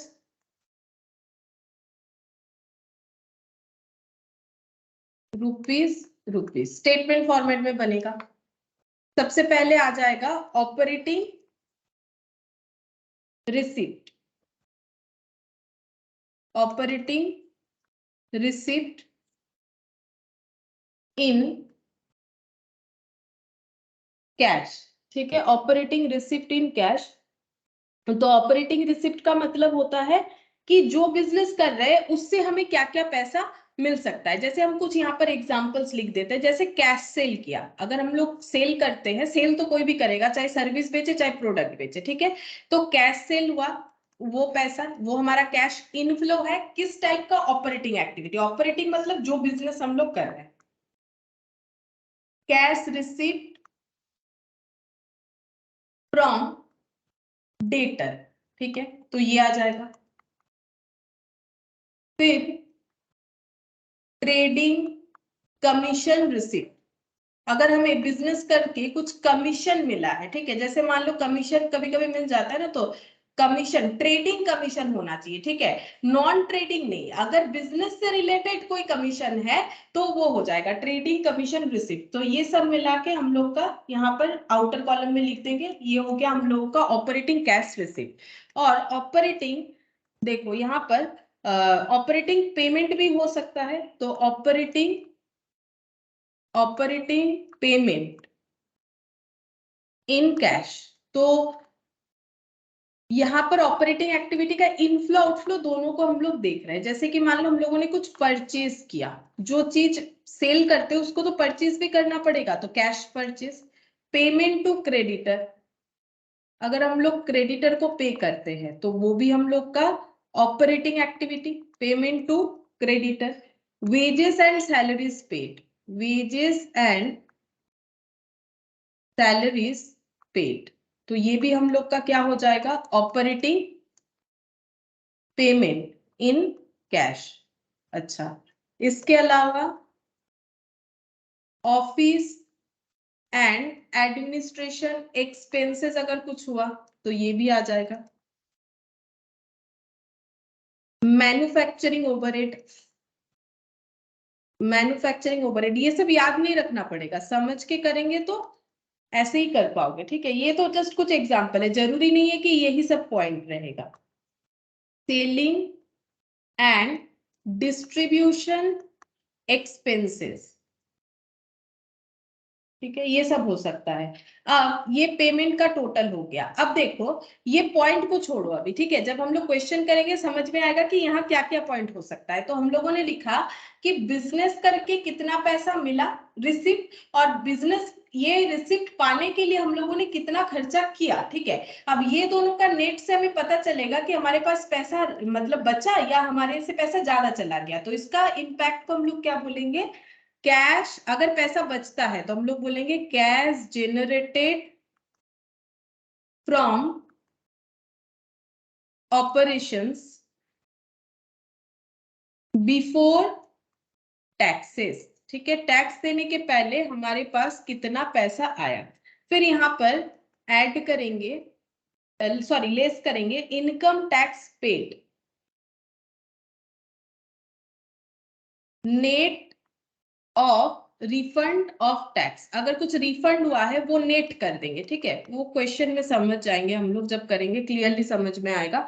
तो यहाँ पर हम लोग यहाँ से टैक्स लेस कर देंगे। लेस करने के बाद हमें जो मिलेगा, अच्छा और एक पॉइंट भी लेस होगा, और एक पॉइंट भी लेस हो जाएगा, cash flow from cash flow before extra ordinary item, ठीक है, cash flow before extra ordinary item. Cash flow before extra ordinary item का मतलब होता है कि जैसे मान लो कुछ हम लोग का स्टॉक जो है इंश्योरेंस किया हुआ था वो स्टॉक जल गया, ठीक है, तो उससे हमें जो मतलब क्लेम मिल रहा है उसे हम लोग बोलते हैं cash flow extra ordinary item. Extra ordinary item से अगर हमारा कुछ कैश फ्लो आ रहा है, ठीक है, ये कैसे पता चलेगा, देखो यहाँ पर ना हम लिख देते हैं इसको, ये हम लोगों का हो गया पॉइंट ए, ठीक है, ये पॉइंट बी है, ये वाला ये जो सी कैश जेनरेटेड है ना, इसको हम लिख देते हैं पॉइंट सी, ठीक है। ये कैसे निकलेगा, सी पॉइंट कैसे निकलेगा, ए माइनस बी करके, ठीक है, इसको हम लोग लिखते हैं डी। डी पॉइंट के बाद ये लिख देते हैं ई, और यहाँ पर कैसे होगा, ये C माइनस डी करके होगा। ऐसा क्यों होगा अभी करोगे तो समझ जाओगे, ठीक है। फिर ये आ गया, इसके बाद हम लोग लिखेंगे F पॉइंट में एक्स्ट्रा ऑर्डिनरी आइटम, ठीक है, यहाँ पर लिखेंगे एक्स्ट्रा ऑर्डिनरी आइटम, माइनस करके आए एक्स्ट्रा ऑर्डिनरी आइटम। फिर इसके बाद हम लोग लास्ट पॉइंट लिखेंगे जी, जी पॉइंट लिखेंगे नेट कैश फ्रॉम या फिर यूज्ड इन। देखो अगर पैसा आया तो आंसर होता है नेट कैश फ्रॉम, अगर पैसा चला गया मतलब अगर हम लोगों ने मान लो 100 रुपए का चीज खरीदा और उसे 80 रुपए में बेचा तो लॉस हुआ, कैश इनफ्लो तो कुछ नहीं हुआ, तब हम लोग बोलेंगे यूज्ड। और 100 रुपए का चीज 180 में बेचा तो 80 रुपए रह गए, तो इसे हम लोग बोलेंगे कैश जनरेट हुआ। ये एक छोटा सा एग्जाम्पल है, और भी बहुत तरीके से कैश जनरेट हो सकता है। तो net cash from operating activity, operating activity से हमारे पास कितना आया, ठीक है, मतलब नेट इंक्रीज हुआ कि डिक्रीज हुआ। अगर इंक्रीज हुआ कैश फ्रॉम, और अगर डिक्रीज हुआ तो यूज्ड, ये लैंग्वेज लिखा जाता है, ठीक है। तो यहाँ पर ये हम लोग का इस तरह से क्लोज हो जाएगा। तो ये मैंने एक ओवरव्यू दे दिया कि ऑपरेटिंग एक्टिविटी वगैरह में कैसे हम लोग कर सकते हैं। अब इस पे हम लोग देखो क्वेश्चन देखते हैं कि किस तरह का क्वेश्चन रहेगा। तो सबसे पहले हम लोग ये आइडेंटिफाई करने सीखेंगे कि कौन सा हमारा ऑपरेटिंग एक्टिविटी है, कौन सा हमारा फाइनेंसिंग एक्टिविटी से मिला हुआ पैसा है, ठीक है। इसको पहले आइडेंटिफाई करने के लिए हमारे पास क्वेश्चन नंबर 1 है, ठीक है। तो उसके बाद डायरेक्ट मेथड वगैरह देखते हैं कैसे होगा। तो सबसे पहले यहाँ पर देखो, यहाँ पर क्या दिया हुआ इलस्ट्रेशन 1 में, इंटेलिजेंट लिमिटेड है नॉन फाइनेंशियल कंपनी। अब ये नॉन फाइनेंशियल कंपनी और फाइनेंशियल कंपनी में फर्क क्या होता है, फाइनेंशियल कंपनी मतलब जो जैसे कि बैंक, बैंक एक फाइनेंशियल कंपनी, क्योंकि उसका काम ही है दूसरों को फाइनेंस करना। जैसे बैंक अगर लोन देता है तो वो बैंक का ऑपरेटिंग एक्टिविटी, ऑपरेटिंग मतलब कोर एक्टिविटी, जो काम करके हम लोग अपना डेली का गुजारा करते हैं, ठीक है। तो बैंक का डेली का गुजारा कैसे होता है, बैंक लोन देता है, ठीक है, बैंक क्या करता है एफडी रखता है अपने पास, ठीक है, लोगों का पैसा एज ए फिक्स डिपॉजिट रखता है, सेविंग्स अकाउंट खुलवाता है, ठीक है। तो ये सब बैंक का काम है। लेकिन मान लो अगर हम किसी को लोन देते हैं तो वो मेरा नॉन फाइनेंसिंग एक्टिविटी होगा, क्योंकि लोन देना मेरा काम नहीं, मेरा काम पढ़ाना है, ठीक है। अगर मेरा कोई ऑपरेटिंग एक्टिविटी पूछे तो टीचिंग हो जाएगा, ठीक है। तो अगर हम टीचिंग के अलावा किसी और तरीके से पैसा अपने पास रख, मतलब अपने इनकम कर रहे हैं, तो वो मेरा नॉन ऑपरेटिंग एक्टिविटी होगा। तो बैंक का काम ही है लोन देना, ठीक है। तो बैंक अगर किसी को लोन दे रहा है तो वो उसका ऑपरेटिंग एक्टिविटी है, ठीक है, वो उसका ऑपरेटिंग एक्टिविटी है। लेकिन मान लो किसी का इलेक्ट्रॉनिक का बिजनेस है, ठीक है, वो इलेक्ट्रॉनिक्स गुड्स बेचता है, उसने किसी को पैसा लोन के तौर पे दे दिया, ठीक है। वो ये कंपनी है सपोज एबीसी लिमिटेड, ठीक है, वो इलेक्ट्रॉनिक्स चीज बेचती है, उसने किसी को लोन दिया, तो लोन देना उसका कैसा एक्टिविटी होगा, ऑपरेटिंग, फाइनेंसिंग या इन्वेस्टिंग? बोलो, अगर उसने किसी को लोन दिया, एक कंपनी है इलेक्ट्रॉनिक्स गुड्स बेचती है, उसने अगर किसी को लोन दिया, तो क्या वो उसका ऑपरेटिंग एक्टिविटी है, फाइनेंसिंग एक्टिविटी है या इन्वेस्टिंग एक्टिविटी है? बोलो। पहला बात है वो तो एक नॉन फाइनेंशियल कंपनी हुई ना, क्योंकि लोन देना तो उसका काम नहीं है, तो क्या वो उसका ऑपरेटिंग एक्टिविटी होगा या फाइनेंसिंग एक्टिविटी होगा या इन्वेस्टिंग होगा? तीनों एक्टिविटी फिर से बताते हैं। ऑपरेटिंग एक्टिविटी मतलब एक्चुअली जो एक्टिविटी कोर लेवल पे हम लोग कर रहे हैं, जो हमारा बिजनेस है, तो हमारा बिजनेस तो इलेक्ट्रॉनिक्स गुड्स बेचना है, लाइक मोबाइल हो गया, लैपटॉप हो गया या फिर और कुछ हो गया, ठीक है। तो ये सब गुड्स हम लोग बेचते हैं, तो लोन देना हमारा काम नहीं है। हम लोगों ने किसी को लोन दिया है, लेकिन लोन देना एक्चुअली मेरा काम नहीं है। तो क्या ये ऑपरेटिंग एक्टिविटी है ये कंपनी का, या फाइनेंसिंग एक्टिविटी है या इन्वेस्टिंग एक्टिविटी है? पहले तो हमें यही चीज जो है आइडेंटिफाई करना है, ये क्वेश्चन उसी पे डिपेंडेंट है। तो मुझे बताओ कि यहाँ पर ये जो एबीसी लिमिटेड है, वो अगर किसी को लोन दे रही है तो ये उसका कौन सा एक्टिविटी होगा? पहला बात है लोन दे रही है तो कैश आउटफ्लो हुआ है, ठीक है, लेकिन ये कैसा कैसा कैश आउटफ्लो है, ऑपरेटिंग एक्टिविटी के थ्रू से, फाइनेंसिंग या इन्वेस्टिंग? बोलो। अरे कुछ तो बोलो, इतना देर से हम बोल रहे हैं, बोलो।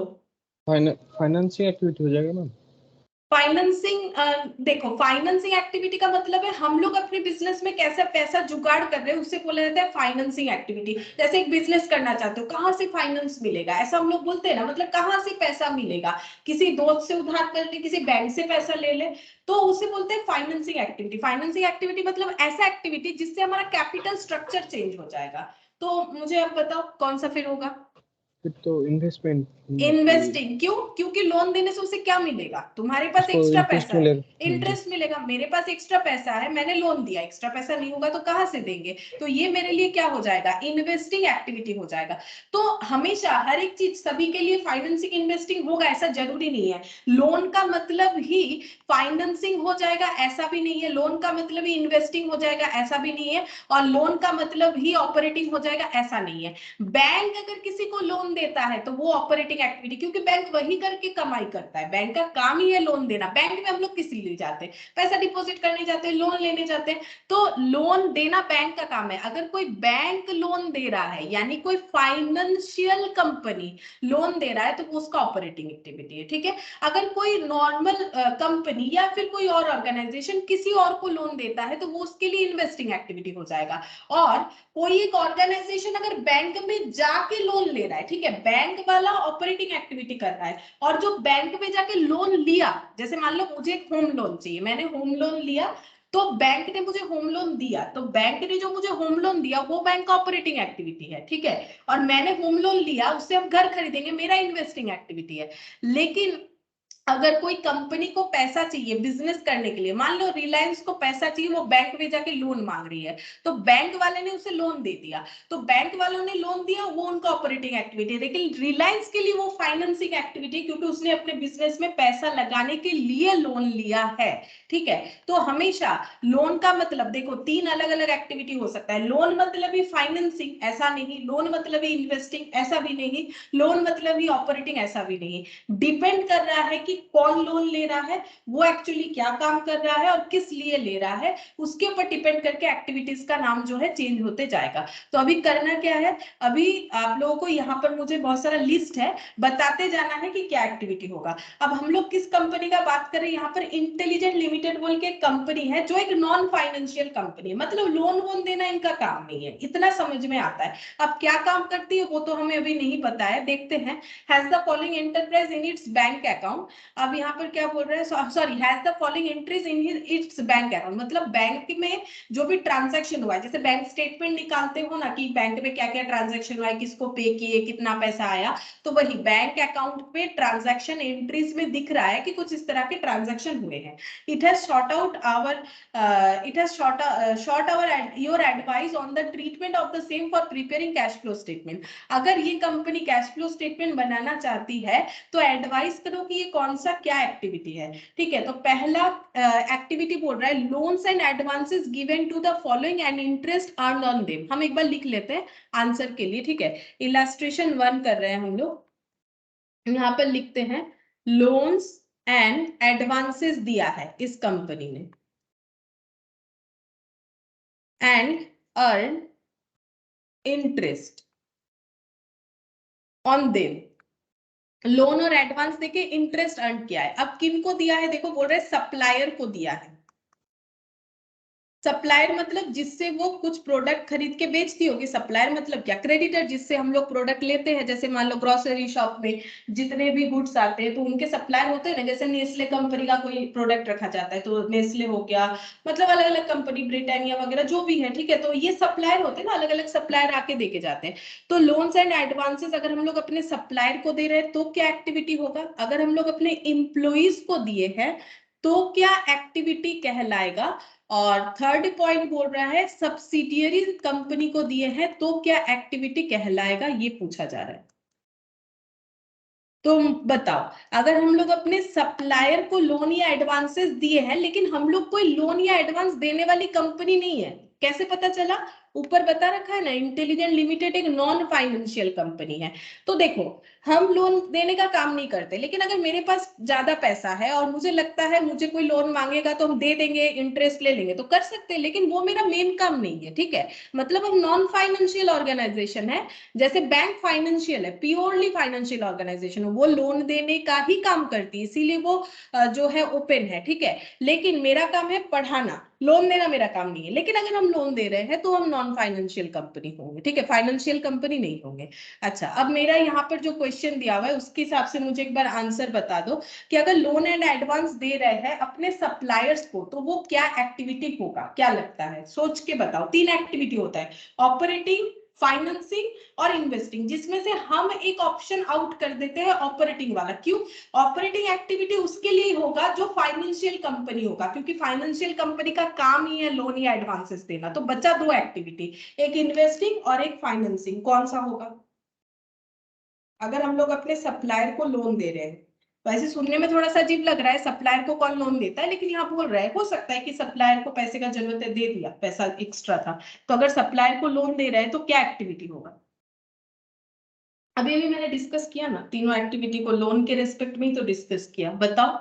जिसमें से मैंने ऑपरेटिंग वाला तो हटा ही दिया, ऑपरेटिंग तो होगा ही नहीं, किसी हालत में नहीं होगा। ऑपरेटिंग तब होता अगर ये फाइनेंशियल ऑर्गेनाइजेशन होता, ये नॉन फाइनेंशियल वाला है, लोन देना इसका काम नहीं, इसके पास सरप्लस पैसा होगा तभी ये लोन देने का सोचा है। तो अगर सप्लायर्स को दे रहे हैं तो कौन सा एक्टिविटी होगा, इंप्लॉइज को दे रहे हैं तो कौन सा एक्टिविटी होगा, और सब्सिडियरी कंपनी को दे रहे हैं तो कौन सा एक्टिविटी होगा,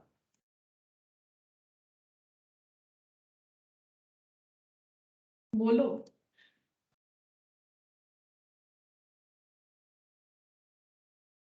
बोलो कौन सा एक्टिविटी होगा। अगर मान लो ये कंपनी क्या काम करती है, ऐसा नहीं, मान लो ये एक बड़ा जो है ग्रोसरी कंपनी है, ठीक है, जैसे बिग बास्केट वगैरह होता है ना, वैसे ही है। तो अगर ये अपने सप्लायर को लोन दे रही है तो क्या होगा, क्या एक्टिविटी होगा, सप्लायर को लोन देने से उसे इंटरेस्ट वगैरह मिलेगा, उससे उसका एक अर्निंग होगा, तो ये क्या एक्टिविटी लग रहा है, एक्स्ट्रा पैसा है उसको हम लोगों ने लोन पे लगा दिया, तो ये कैसा एक्टिविटी है। इन्वेस्टिंग।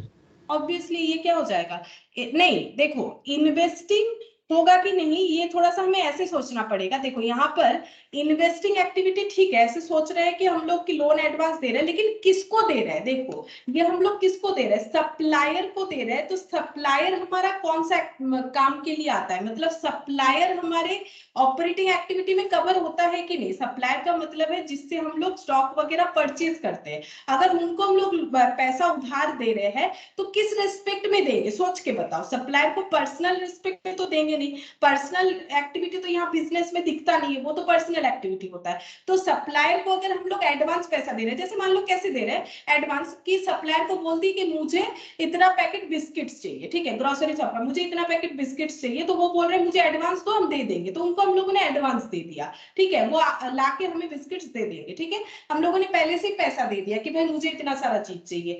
अब मुझे बताओ ये क्या एक्टिविटी होगा?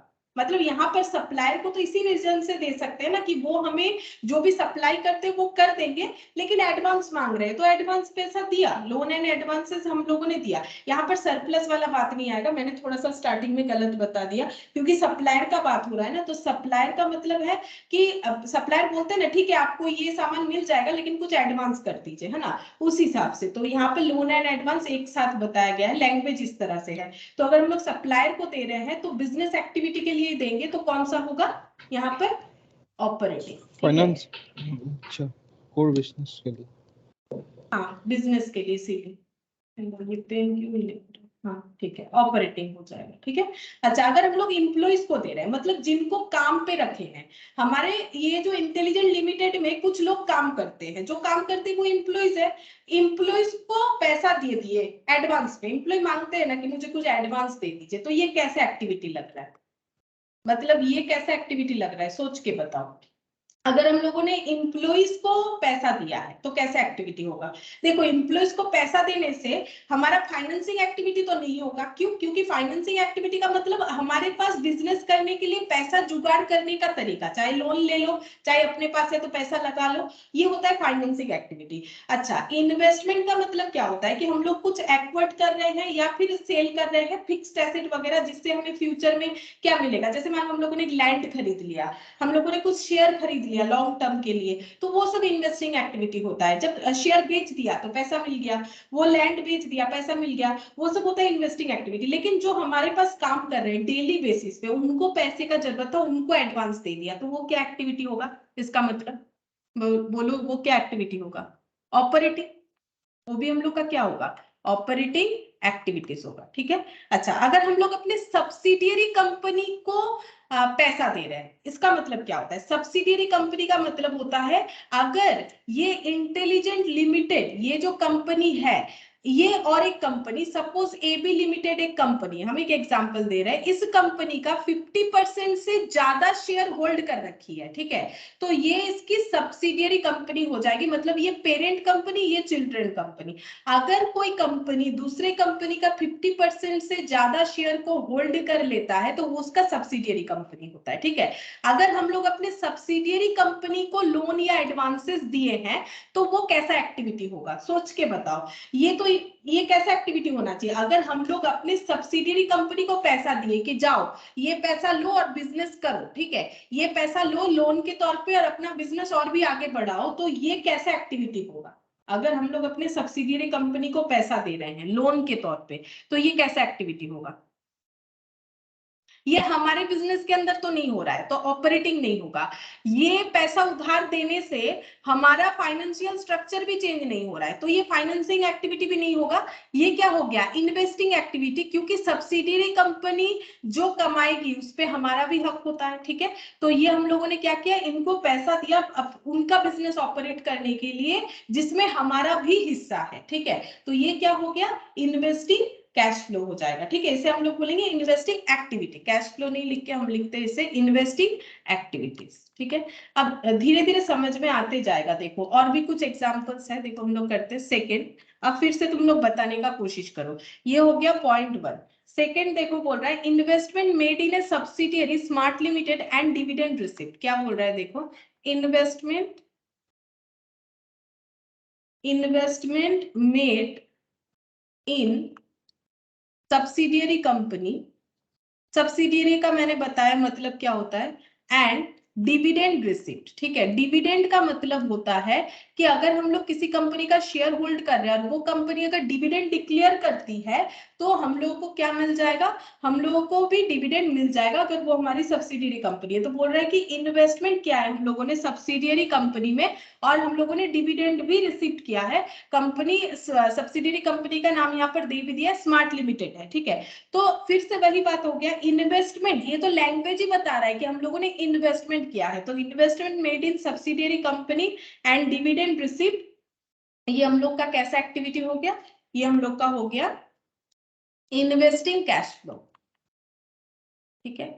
ये हो गया इन्वेस्टिंग कैश फ्लो, ठीक है। क्यों? क्योंकि अगर मान लो हम लोगों ने किसी कंपनी का शेयर खरीदा तो वो हम लोग का इन्वेस्टमेंट है। वो कंपनी जब डिविडेंड डिक्लेयर करेगी तो उसका डिविडेंड हमें भी मिलेगा।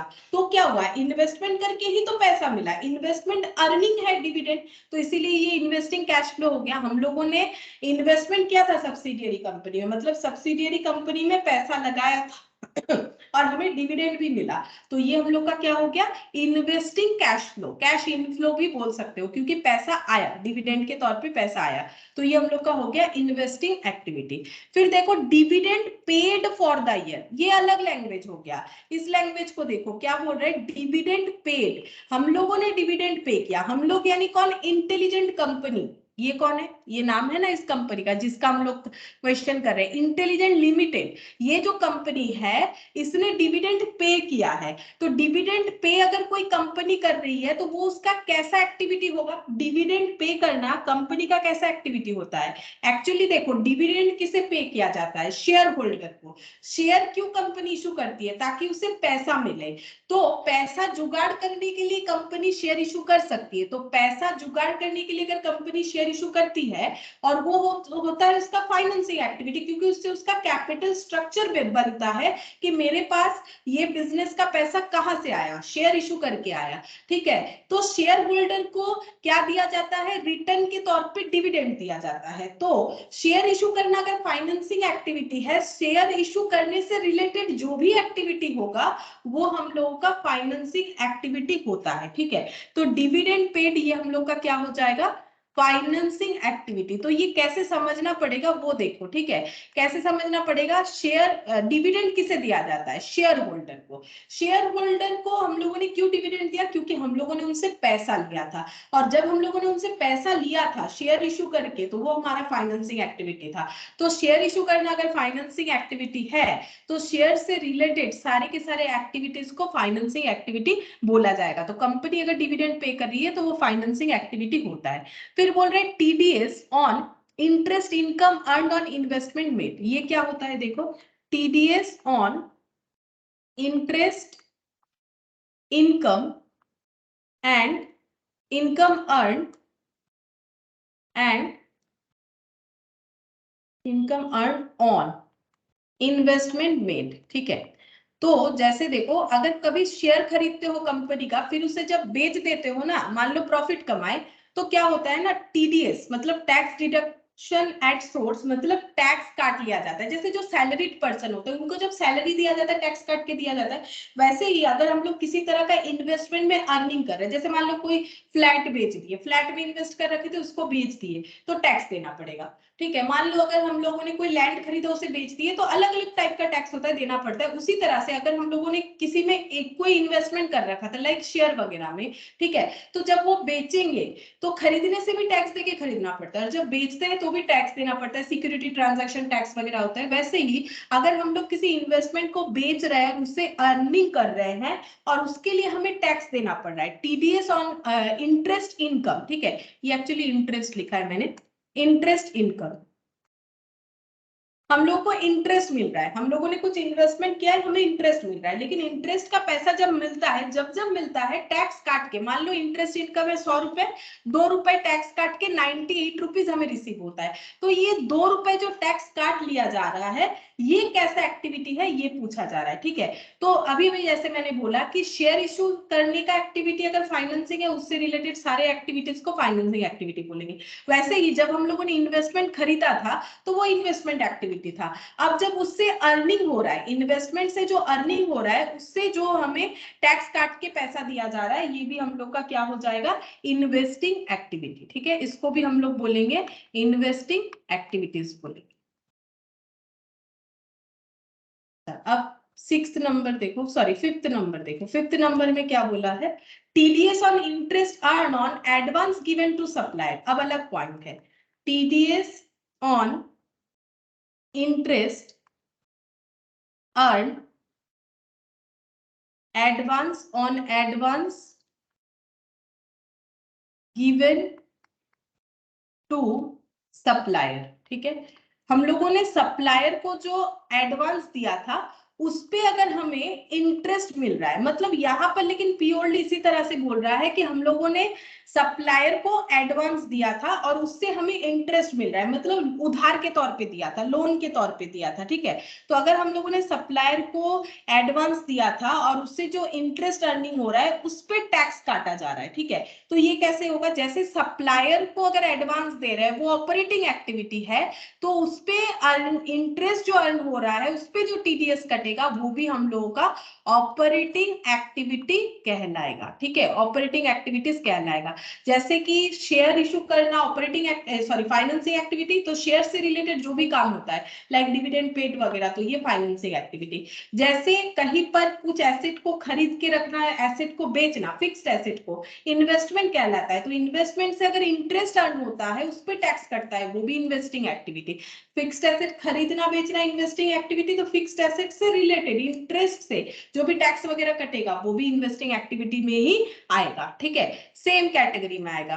तो यहाँ पर देखो, अगर हम लोग सप्लायर को एडवांस देते हैं वो ऑपरेटिंग एक्टिविटी होता है, तो उस पे अर्निंग इंटरेस्ट पे अगर हम लोग टीडीएस देते हैं तो वो भी हम लोग का ऑपरेटिंग एक्टिविटी हो जाएगा। ठीक है, सिक्स्थ नंबर देखते हैं। सिक्स्थ नंबर में बोला है insurance claim received against loss of fixed asset by fire. तो insurance claim received of amount loss of fixed asset by fire. ठीक है, तो एक फिक्स्ड एसेट था जो आग लग के जल गया और उस पे इंश्योरेंस किया हुआ था, तो हमें इंश्योरेंस क्लेम मिल गया इंश्योरेंस कंपनी से। ये कैसा एक्टिविटी है, ये हम लोग का ना फाइनेंसिंग एक्टिविटी, क्योंकि ऐसा थोड़ी ना है कि हर रोज मतलब आग लगा देते हैं हम लोग खुद ही अपने फिक्स्ड एसेट में और इंश्योरेंस क्लेम ले लेते हैं, ऐसा नहीं होता है। तो ये हम लोग का कोई ऑपरेटिंग एक्टिविटी है, डेली का काम नहीं है अपने ही फिक्स्ड एसेट पे आग लगा देना, ये तो एक्सीडेंट है, वो हो गया बाई चांस। ठीक है, और क्योंकि इंश्योरेंस किया हुआ था तो क्लेम मिल गया, तो ये हमारा कभी ऑपरेटिंग एक्टिविटी तो होगा नहीं। ये कोई इन्वेस्टमेंट का भी बात नहीं है कि ये इन्वेस्टिंग एक्टिविटी होगा, और इससे कोई पैसा भी जुगाड़ नहीं हो रहा है, पैसा आ रहा है ऑब्वियसली, यहाँ पर कैश फ्लो हो रहा है, लेकिन इससे कोई कैपिटल स्ट्रक्चर थोड़ी ना चेंज होगा। ये तो हम लोगों ने इंश्योरेंस करवा रखा था तो उस पर क्लेम मिल गया, तो ये तीनों एक्टिविटी में भी नहीं आता है। इसे बोला जाता है, इसे हम लोग क्या बोलेंगे, इसे हम लोग बोलेंगे एक्स्ट्रा ऑर्डिनरी आइटम। ठीक है, इसे बोला जाता है एक्स्ट्रा ऑर्डिनरी आइटम। ठीक है, एक्स्ट्रा ऑर्डिनरी आइटम बोल के दिखाएंगे। और इसे हम लोग कौन से मतलब इनफ्लो में दिखा सकते हैं, वैसे देखो, क्योंकि एक्टिविटी नहीं है ये, हम लोग का इन्वेस्टिंग एक्टिविटी नहीं है, लेकिन जब हम लोग फिक्स्ड एसेट खरीदे थे तब हम लोग का इन्वेस्टिंग एक्टिविटी था।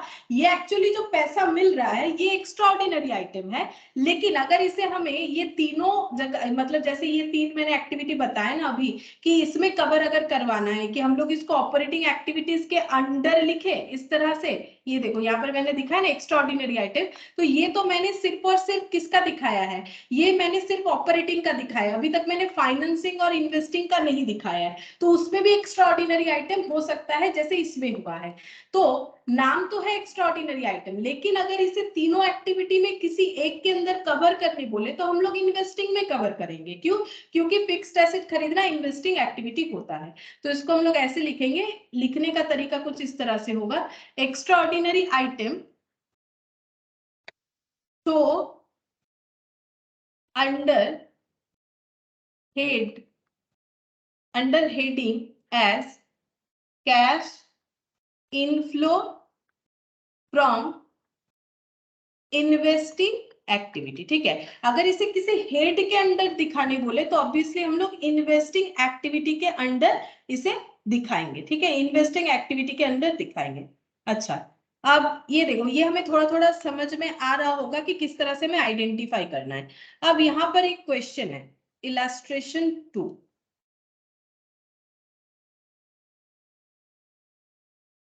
इसमें क्या दे रखा है, देखो इसमें ये क्या है, ये कंपनी का बैलेंस शीट दे रखा है। कंपनी का नाम है अजय लिमिटेड। कंपनी का बैलेंस शीट इस तरह से बनता है, इक्विटी एंड लायबिलिटी, ये फॉर्मेट होता है, स्ट्रक्चर इसी तरह से दिखता है। ये equity and liability, share holders fund, share capital, reserve surplus, ये फॉर्मेट है, फिक्स्ड ऐसे ही बनता है, ठीक है। Non current liability, long term borrowing, current liability, other current liability, non current asset, उसमें इंटेंजिबल एसेट। अब देखोगे कि हर जगह पे हमारा एक नोट बना हुआ है, ठीक है। नोट का मतलब है इसका डिटेल्स हमें मिलेगा, रेफर नोट जैसे होता है उस तरह से। तो यहाँ पर देखो शेयर कैपिटल का नोट्स दिख रहा है। शेयर कैपिटल में क्या है, इक्विटी शेयर है 50,000 equity share, 10 each, 5 lakh, 5 lakh 2 साल का दिया हुआ है। रिजर्व सरप्लस में प्रॉफिट एंड लॉस अकाउंट दिख रहा है 50,000, 90,000। लॉन्ग टर्म बोरिंग का मतलब है कि 12 महीने से ज्यादा के लिए अगर हम लोगों ने कुछ उधार लिया है तो हाँ, हम लोगों ने डिवेंचर इशू किया। अब ये डिवेंचर क्या होता है, जैसे शेयर इशू किया जाता है वैसे डिवेंचर इशू किया जाता है। डिवेंचर लोन होता है, कंपनी जब पब्लिक से लोन मांगती है तो उसे डिवेंचर बोला जाता है। अदर करेंट लाइबिलिटी में अनपेड इंटरेस्ट, अब डिवेंचर पे इंटरेस्ट देना चाहिए था, इंटरेस्ट का पैसा अनपेड है 5,000। इंटेंजिबल एसेट में गुडविल दिख रहा है 2,05,000 और 1,80,000, ठीक है। हम लोग को करने क्या बोला है, चेक करते हैं। इस क्वेश्चन से हमें you are required to show the items related in cash flow statement. Cash flow statement में जो भी आइटम दिखेगा वो दिखाओ।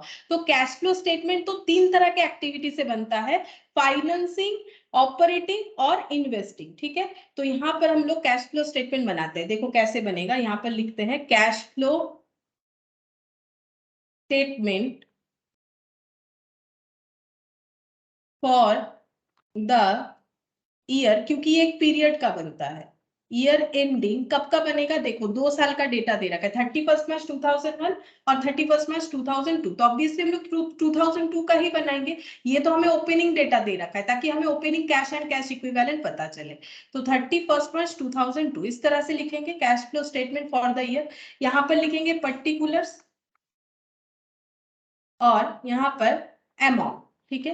अमाउंट का 2 कॉलम भी बना सकते हो, 1 कॉलम भी बना सकते हैं हम लोग, डिपेंड करता है किस तरह का इंफॉर्मेशन है। तो सबसे पहले आता है cash flow from operating activity. Cash flow from operating activity, operating activity करके हमारे पास कितना कैश फ्लो हुआ है तो उसे हम लोग कैसे लिखेंगे। अच्छा, तो यहाँ पर देखो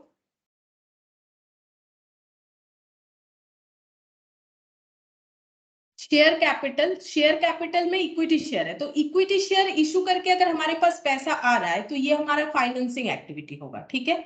प्रॉफिट एंड लॉस में हमें डिफरेंस दिख रहा है। प्रॉफिट एंड लॉस अकाउंट अगर देखेंगे तो पीएल अकाउंट जो है वो हमारा 50,000 से कितना हो चुका है, 90,000। मतलब ये हम लोग का ऑपरेटिंग एक्टिविटी है, क्योंकि प्रॉफिट अगर रेज कर रहा है तो वो बिजनेस करके ही हुआ होगा, तो ये ऑपरेटिंग एक्टिविटी की वजह से हुआ है। बोरोइंग, उधार 5 लाख से 7.5 लाख हुआ है, तो ये भी हम लोग का फाइनेंसिंग एक्टिविटी है, ठीक है। अच्छा, अदर करेंट लाइबिलिटी में हम लोगों ने इंटरेस्ट पे नहीं किया, सॉरी पे कर नहीं किया है। ये देखो 31 मार्च 2001 में कोई इंटरेस्ट अनपेड यानी बाकी नहीं था, लेकिन 31 मार्च 2002 में 5 लाख दिख रहा है। क्यों दिख रहा है, मतलब हम लोग सॉरी 5,000 दिख रहा है, इसका मतलब हम लोगों ने इंटरेस्ट पे नहीं किया होगा, इस वजह से ये लाइबिलिटी दिख रहा है। अदर करेंट लाइबिलिटी में आउटस्टैंडिंग इंटरेस्ट यानी अनपेड इंटरेस्ट दिख रहा है, और ये इंटरेस्ट किस चीज का होगा, लोन का होगा, क्योंकि और किसी चीज का तो इंटरेस्ट दिख नहीं रहा है हमें। तो ये लोन का जो इंटरेस्ट है, तो लोन लेना अगर फाइनेंसिंग एक्टिविटी है तो लोन का इंटरेस्ट भी हम लोग का फाइनेंसिंग एक्टिविटी होगा। लेकिन ये अनपेड है हम लोग, लेकिन कैश फ्लो निकाल रहे हैं, मतलब ये पैसा हमें देना है, हम लोगों ने नहीं दिया, लेकिन हमारा कैश आउटफ्लो नहीं हुआ है। तो इस बात का ध्यान रखना है, क्योंकि हम लोग कैश फ्लो स्टेटमेंट बना रहे हैं। और इंटेंजिबल एसेट जैसे मैंने बोला था, ये देखो गुडविल, ये राइट ऑफ हुआ है 2,05,000 से 1,80,000 हुआ है, मतलब गुडविल का वैल्यू हमारा कम हुआ है। पहले था 2,05,000, अब हुआ है 1,80,000, ठीक है। ये सब इंफॉर्मेशन दे रखा है, और इसके अलावा यहाँ पर और कुछ तो मुझे नहीं दिख रहा है, ठीक है। और हम लोग को बोला है cash flow from cash flow statement बना के दिखाओ, ठीक है। तो cash flow from operating activity होगा, उसके बाद यहाँ पर हम लोग का आ जाएगा cash flow from investing activity, 3 activity को लगातार दिखाना पड़ता है, लेकिन मुझे यहाँ इन्वेस्टिंग वाला ना कोई भी पॉइंट नहीं दिखा, ठीक है। मतलब फिक्स एसेट हम लोगों ने खरीदा बेचा ऐसा नहीं दिखा, क्योंकि इंटेंजिबल एसेट है। हाँ, इंटेंजिबल एसेट का वैल्यू कम हुआ है, हम लोगों ने कुछ खरीदा बेचा नहीं है। इंटेंजिबल एसेट ना तो हम लोगों ने भी परचेज किया ना तो सेल किया है, पहले से गुडविल था जिसका वैल्यू कम हुआ है, तो ये हमारा इन्वेस्टिंग एक्टिविटी में नहीं आएगा। तो इन्वेस्टिंग एक्टिविटी कुछ नहीं है इस क्वेश्चन में अगर देखो तो। हाँ, इसके बाद कौन सा एक्टिविटी हो जाएगा, कैश फ्लो फ्रॉम। तो एक काम करते हैं, जब इन्वेस्टिंग एक्टिविटी है ही नहीं तो इसको हटा ही देते हैं, इसको हम लोग लिख देते हैं फाइनेंसिंग एक्टिविटी, क्योंकि इस क्वेश्चन में है नहीं फाइनेंसिंग एक्टिविटी, ठीक है। अब हम लोग क्या करेंगे, एक्टिविटीज को सारे यहाँ पर लिख के दिखाएंगे। जैसे हम पहले फाइनेंसिंग वाला ही लिख के दिखाते, फिर ऑपरेटिंग वाला दिखाएंगे। यहाँ पर देखो, हम लोगों ने शेयर इशू करके हमारे पास पैसा आया है या फिर गया है, कुछ भी नहीं हुआ। शेयर पहले हम लोगों ने जो इशू किया था उसका वैल्यू 5 लाख था, अभी भी 5 लाख है। तो शेयर इशू करके हमारे पास किसी तरह का पैसा नहीं आया।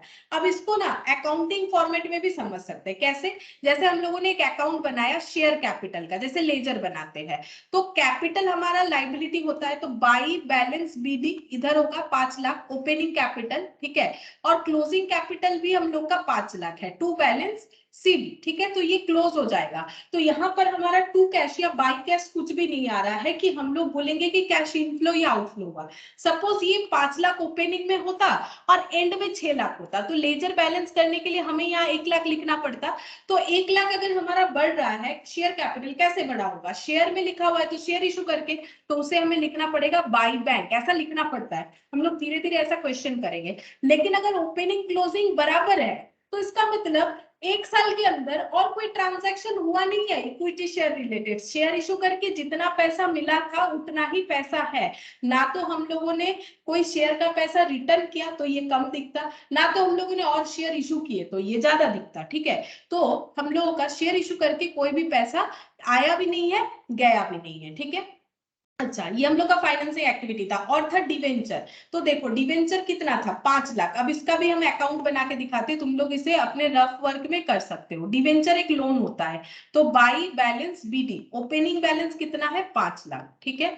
और क्लोजिंग बैलेंस कितना है, क्लोजिंग बैलेंस है 7.5 लाख, ठीक है। क्लोजिंग बैलेंस है 7.5 लाख। अगर हम लोग लेजर को टैली करेंगे तो हम लोग को यहाँ पर कितना लिखना पड़ेगा, 2,50,000, तब जाके लेजर हमारा टैली होगा। बाई साइड में है तो बाई लिखेंगे। अब इसका मतलब क्या हुआ, पहले हम लोगों ने डिवेंचर इशू करके 5 लाख अर्न किए थे, अभी डिवेंचर इशू करके 7.5 लाख बनाए। कैसे बनाए, पहले 5 था और कितना इसमें ऐड हुआ है, 2.5 लाख। ये देखो यहाँ पर दिख रहा है। तो लोन लेने का एंट्री क्या होता है, कैश टू लोन, ठीक है। यहाँ पर लोन कंपनी ने पब्लिक से लिया है तो उसे डिवेंचर बोला जाता है। 10% का मतलब होता है इंटरेस्ट रेट, वो बता देना पड़ता है, ऐसे लिखना पड़ता है। तो ये हो गया कैश अकाउंट, तो बैंक लिखेंगे क्योंकि कंपनी के केस में बैंक लिखना पड़ता है। तो बैंक अकाउंट डेबिट और लोन की जगह लिखेंगे 10% डिवेंचर, एक ही चीज है, एंट्री एक ही तरह से, नाम अलग हो जाएगा। तो यहाँ पर लिखेंगे बाई बैंक, ठीक है। तो हमारे पास पैसा आएगा फाइनेंसिंग एक्टिविटी करके, क्या करके, लोन लेके। तो हम लोग फाइनेंसिंग एक्टिविटी में लिखेंगे। लिखने का तरीका ऐसे होता है, लिखना पड़ता है प्रोसीड्स, प्रोसीड्स मतलब जो पैसा मिला, ठीक है।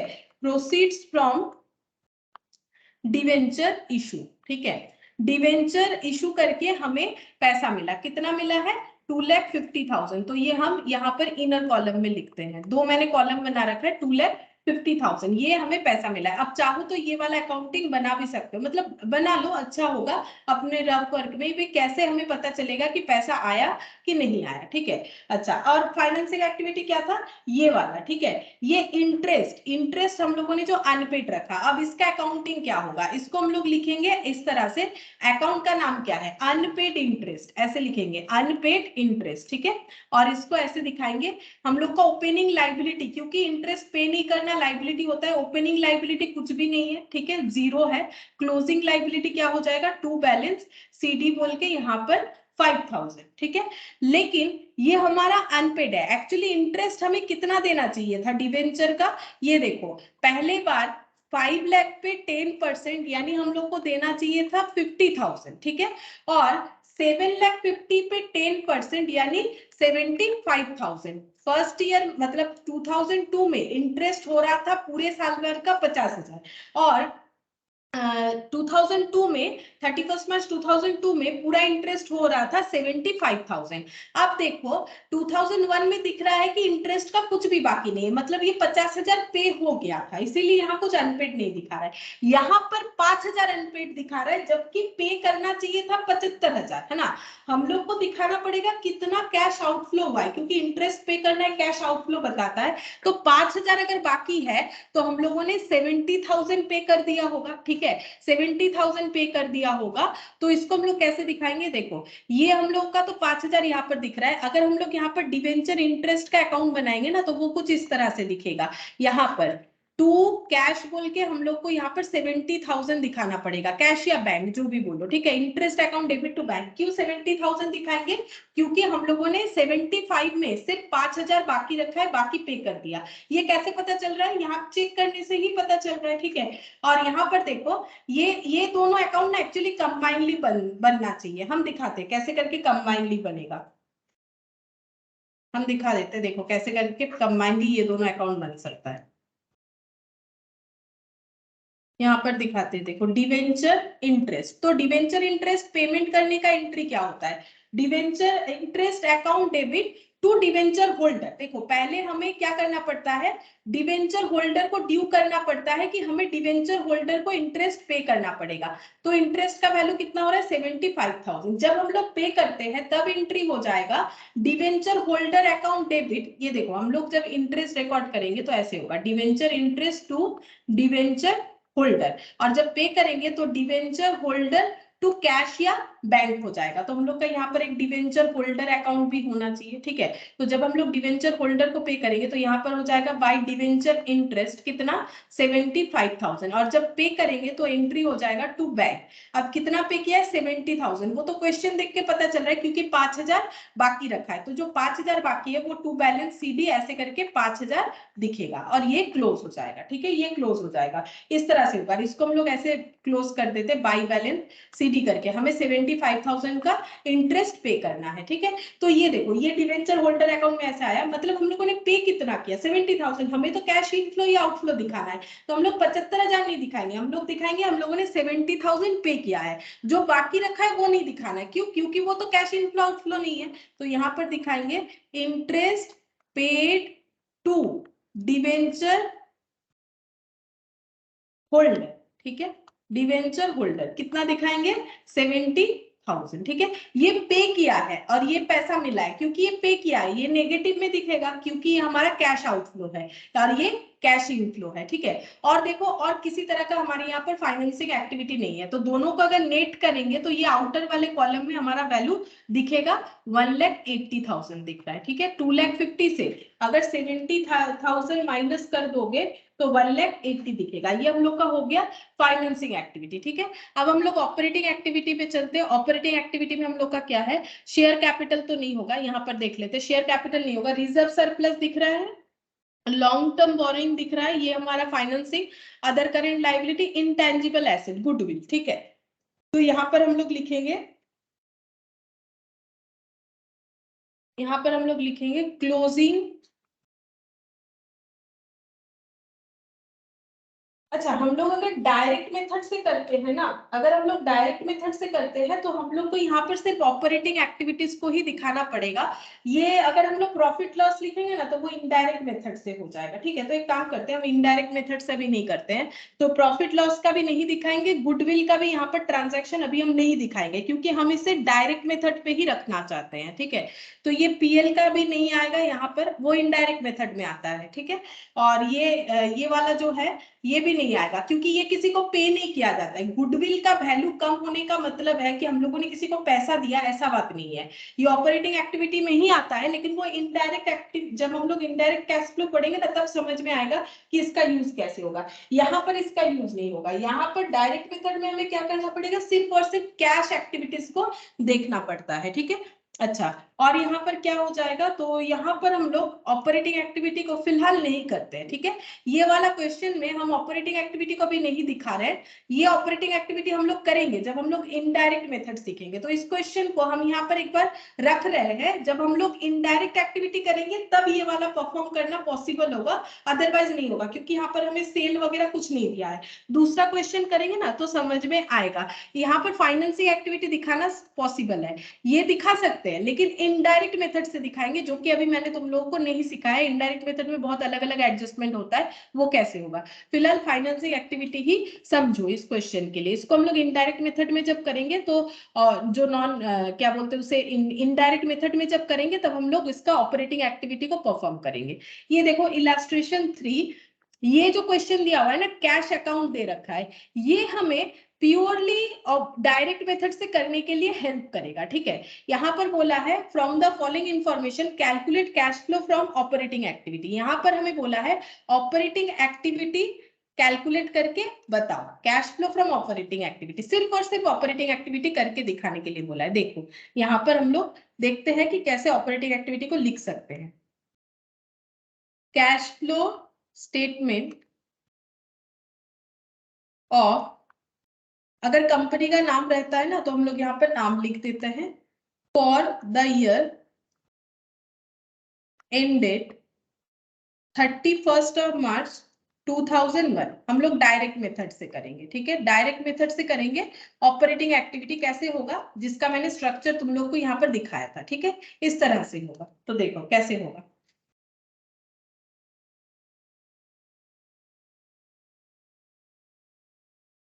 पर्टिकुलर्स,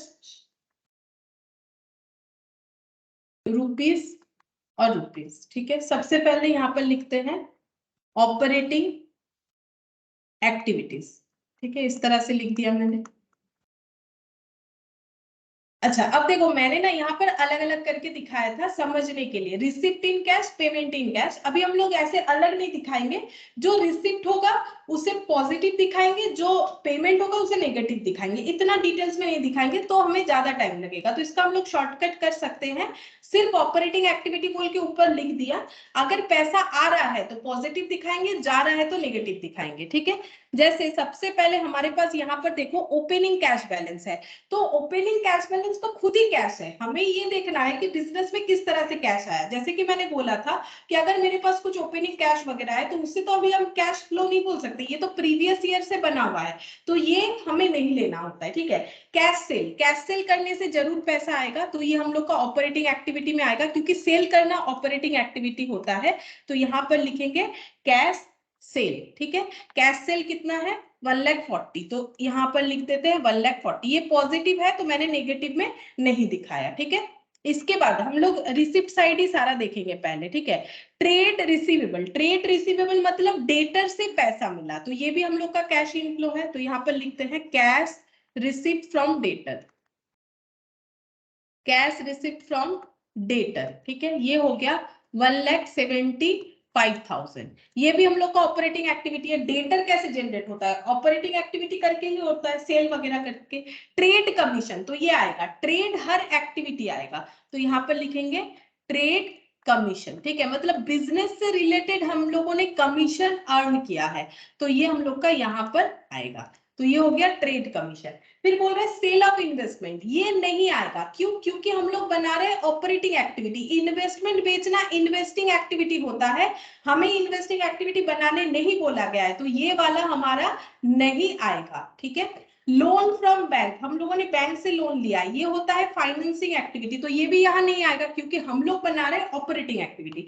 इंटरेस्ट एंड डिविडेंड से पैसा मिला, तो ये कौन सा एक्टिविटी है, ये इन्वेस्टिंग एक्टिविटी है। जरूर हम लोगों ने किसी कंपनी के शेयर में इन्वेस्ट किया होगा तभी हमें डिविडेंड मिल रहा है, या डिवेंचर में इन्वेस्ट किया होगा तभी हमें इंटरेस्ट मिल रहा है। तो अगर इंटरेस्ट डिविडेंड का इनकम हो रहा है तो ये हम लोग का इन्वेस्टिंग एक्टिविटी है, तो ये भी नहीं आएगा, ठीक है। तो ये तीन हम लोगों का कैश इनफ्लो हो गया थ्रू ऑपरेटिंग एक्टिविटी, ठीक है। तो इसको अगर हम लोग टोटल करते हैं तो ये हो जाएगा 1,40,000 प्लस 1,75,000 प्लस 50,000, तो 3,65,000। ये मैंने आउटर कॉलम में लिख दिया। ये हम लोगों का कैश इनफ्लो हो गया। अब देखते हैं कैश आउटफ्लो क्या क्या है। ये देखो ये पेड साइड है, ये तो कैश अकाउंट है ना, कैश अकाउंट में कैश अकाउंट डेबिट टू जितना भी पैसा आ रहा है, और कैश, ये देखो cash account debit to income, income को इधर रिकॉर्ड करेंगे, और यहाँ by expenses, expenses debit to cash, जब हम लोग पे कर रहे हैं, जैसे कि कैश परचेस, अगर हम लोगों ने कैश परचेस किया है, मतलब क्रेडिटर से कुछ परचेस किया है 1,20,000, तो यहाँ पर लिखेंगे कैश परचेस। तो कैश परचेस करेंगे, इसे हमें नेगेटिव में दिखाना पड़ेगा, या फिर ऐसे लेस करके लिख दो, एक ही बात है, ठीक है। ये माइनस होगा क्योंकि ये हमारा कैश आउटफ्लो बता रहा है 1,20,000। फिर बोला है ट्रेड पेबल, ट्रेड पेबल मतलब बिजनेस में हम लोगों ने क्रेडिटर को अगर कुछ पे किया है, ट्रेड मतलब बिजनेस, बिजनेस का पेबल अगर कुछ है तो वो हम लोगों का ऑपरेटिंग होगा, तो यहाँ पर लिखते हैं पेमेंट टू क्रेडिटर, तो ये हो जाएगा 1,57,000 जो दे रखा है हमें क्वेश्चन में। अच्छा आगे देखते हैं क्या बोला है, देखो ऑफिस एंड सेलिंग एक्सपेंसेस 75,000, ये भी हम लोग का बिजनेस रिलेटेड है, तो ये भी यहाँ पर आ जाएगा, ऑपरेटिंग एक्टिविटी है, ऑफिस एंड सेलिंग एक्सपेंसेस, ठीक है, ये हम लोग का हो जाएगा ऑपरेटिंग एक्टिविटी। क्यों होगा, खुद से क्वेश्चन करके देखो, अगर हम लोगों ने ऑफिस या सेलिंग एक्सपेंसेस जैसे एडवर्टाइजमेंट का खर्चा, कोई सेलिंग एजेंट को कुछ पे किया है, तो क्या वो मेरा फाइनेंसिंग एक्टिविटी, ऐसे करने से मेरे पास पैसा आया नहीं, पहला बात है ना, तो ये मेरा कैपिटल स्ट्रक्चर को किसी भी तरह से चेंज कर रहा है, ठीक है, ये मेरा फाइनेंसिंग नहीं होगा, ये मेरा कोई इन्वेस्टमेंट भी नहीं है, ये तो मेरे बिजनेस को चलाने का एक खर्चा है, तो ये ऑपरेटिंग एक्टिविटी है। फिर मैंने इनकम टैक्स पे किया, ये भी मेरा ऑपरेटिंग एक्टिविटी है, क्योंकि बिजनेस करेंगे वो ऑपरेटिंग एक्टिविटी होता है, तो बिजनेस कर रहे हैं, अगर मेरा इनकम टैक्सेबल है तो मुझे तो टैक्स पे करना पड़ेगा, तो यहाँ पर पेमेंट और पेमेंट फॉर इनकम टैक्स, सोच के देखो ये ऑपरेटिंग ही क्यों होगा, बाकी तो क्यों नहीं होगा, सोचो क्यों नहीं होगा।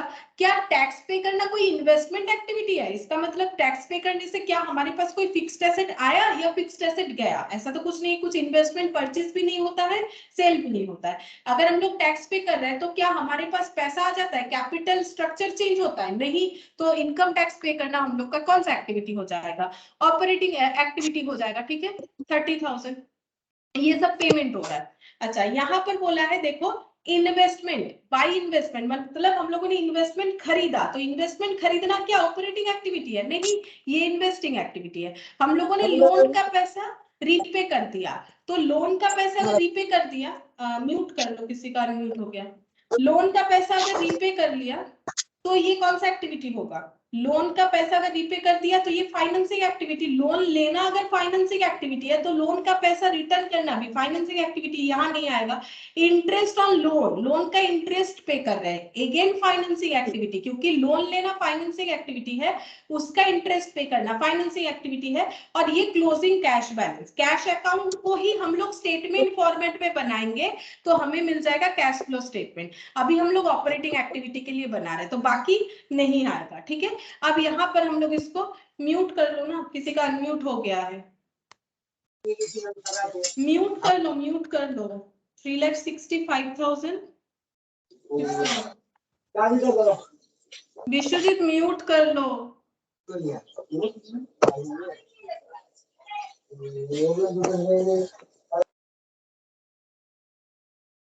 अच्छा यहाँ पर देखो क्या हो जाएगा, 3,65,000 माइनस 1,20,000, ठीक है, फिर माइनस 1,57,000, 75,000 और 30,000, ठीक है, तो यहाँ पर आ जा रहा है नेगेटिव में 17,000 आया, देखो नेगेटिव में 17,000 आया, इस बात का मतलब क्या हुआ, हम लोगों ने बिजनेस करके पैसा अर्न किया था, रिसिप्ट हुआ था 3,65,000, लेकिन इसी बिजनेस को ऑपरेट करने का हमारा खर्चा हुआ, इसका टोटल, वैसे मैंने टोटल किया नहीं, नेट करके लिख दिया, टोटल लिख देते हैं 1,20,000,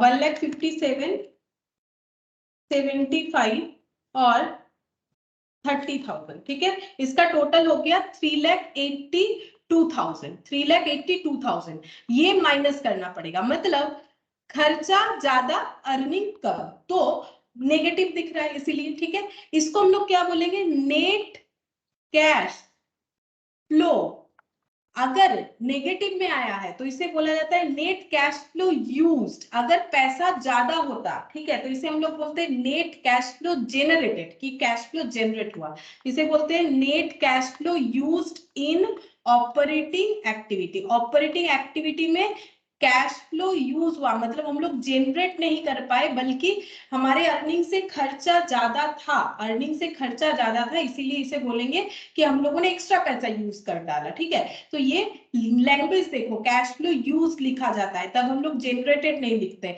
और अगर ऐसा होता, ये 3,65,000 है और ये 3 लाख होता, अर्निंग 3,65,000 किया, खर्चा 3 लाख किया, तो 65,000 का कैश फ्लो जनरेटेड हो जाता। इसीलिए जो भी मैंने थियोरिटिकल लिखवाया है वो रिलेट तभी कर पाओगे जब हम लोग थोड़ा थोड़ा क्वेश्चन करते जाएंगे। ठीक है, तो इसलिए मैंने थ्योरी जो है, मतलब जो भी समझाना है वो तो लिखवा दिया। अब देखो, इससे समझ सकते हो कि क्यों ऐसे मैंने लिखा था कि कैश फ्लो जनरेटेड भी हो सकता है, कैश फ्लो यूज्ड भी हो सकता है, नेट कैश फ्रॉम। अब देखो यहाँ पर हम लोगों ने कैसे किया, ऑपरेटिंग रिसिप्ट और ऑपरेटिंग पेमेंट को लिखा, फिर दोनों का डिफरेंस लिखा, फिर टैक्स पेड दिखाया। यहाँ कोई एक्स्ट्रा ऑर्डिनरी आइटम का बात नहीं था तो मैंने यहाँ पर नहीं दिखाया, अगर होता तो दिखा सकते थे।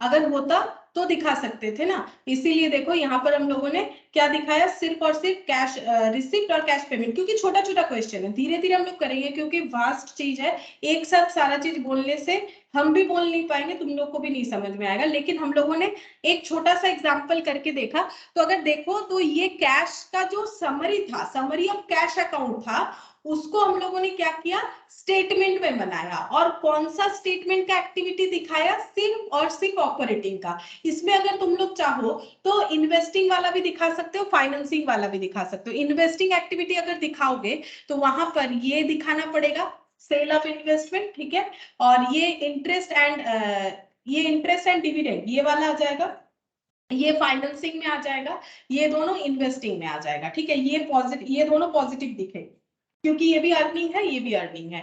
और लोन फ्रॉम बैंक, बैंक से लोन लिया, ये फाइनेंसिंग एक्टिविटी हो जाएगा। और यहाँ पर ये इन्वेस्टमेंट बेच दिया, investing activity, repayment of loan financing activity, interest on loan investing activity, ये सब हम लोग दिखा सकते हैं। ठीक है, ये दिखाएंगे तो हमारे पास जो फाइनेंसिंग और इन्वेस्टमेंट एक्टिविटी है वो दिख जाएगा। तो हम एक काम करते हैं, एक बार इसमें बोला तो नहीं है, हम दिखा देते हैं, देखो कैसे होगा। यहाँ पर लिखते हैं cash flow from investing activity, ये भी एक बार हम समझा देते हैं। देखो ये लिखने से कैसे आएगा, ये देखो, जैसे सेल ऑफ इन्वेस्टमेंट, यहाँ पर लिखते हैं सेल ऑफ इन्वेस्टमेंट, अगर इन्वेस्टमेंट बेचेंगे तो पैसा आएगा। ठीक है, तो ये 30,000 पॉजिटिव दिखेगा। आफ्टर दैट यहाँ पर लोन फ्रॉम बैंक, ठीक है, लोन फ्रॉम बैंक तो फाइनेंसिंग एक्टिविटी हो जाएगा, सेल ऑफ इन्वेस्टमेंट, और ये हम लोग का है इंटरेस्ट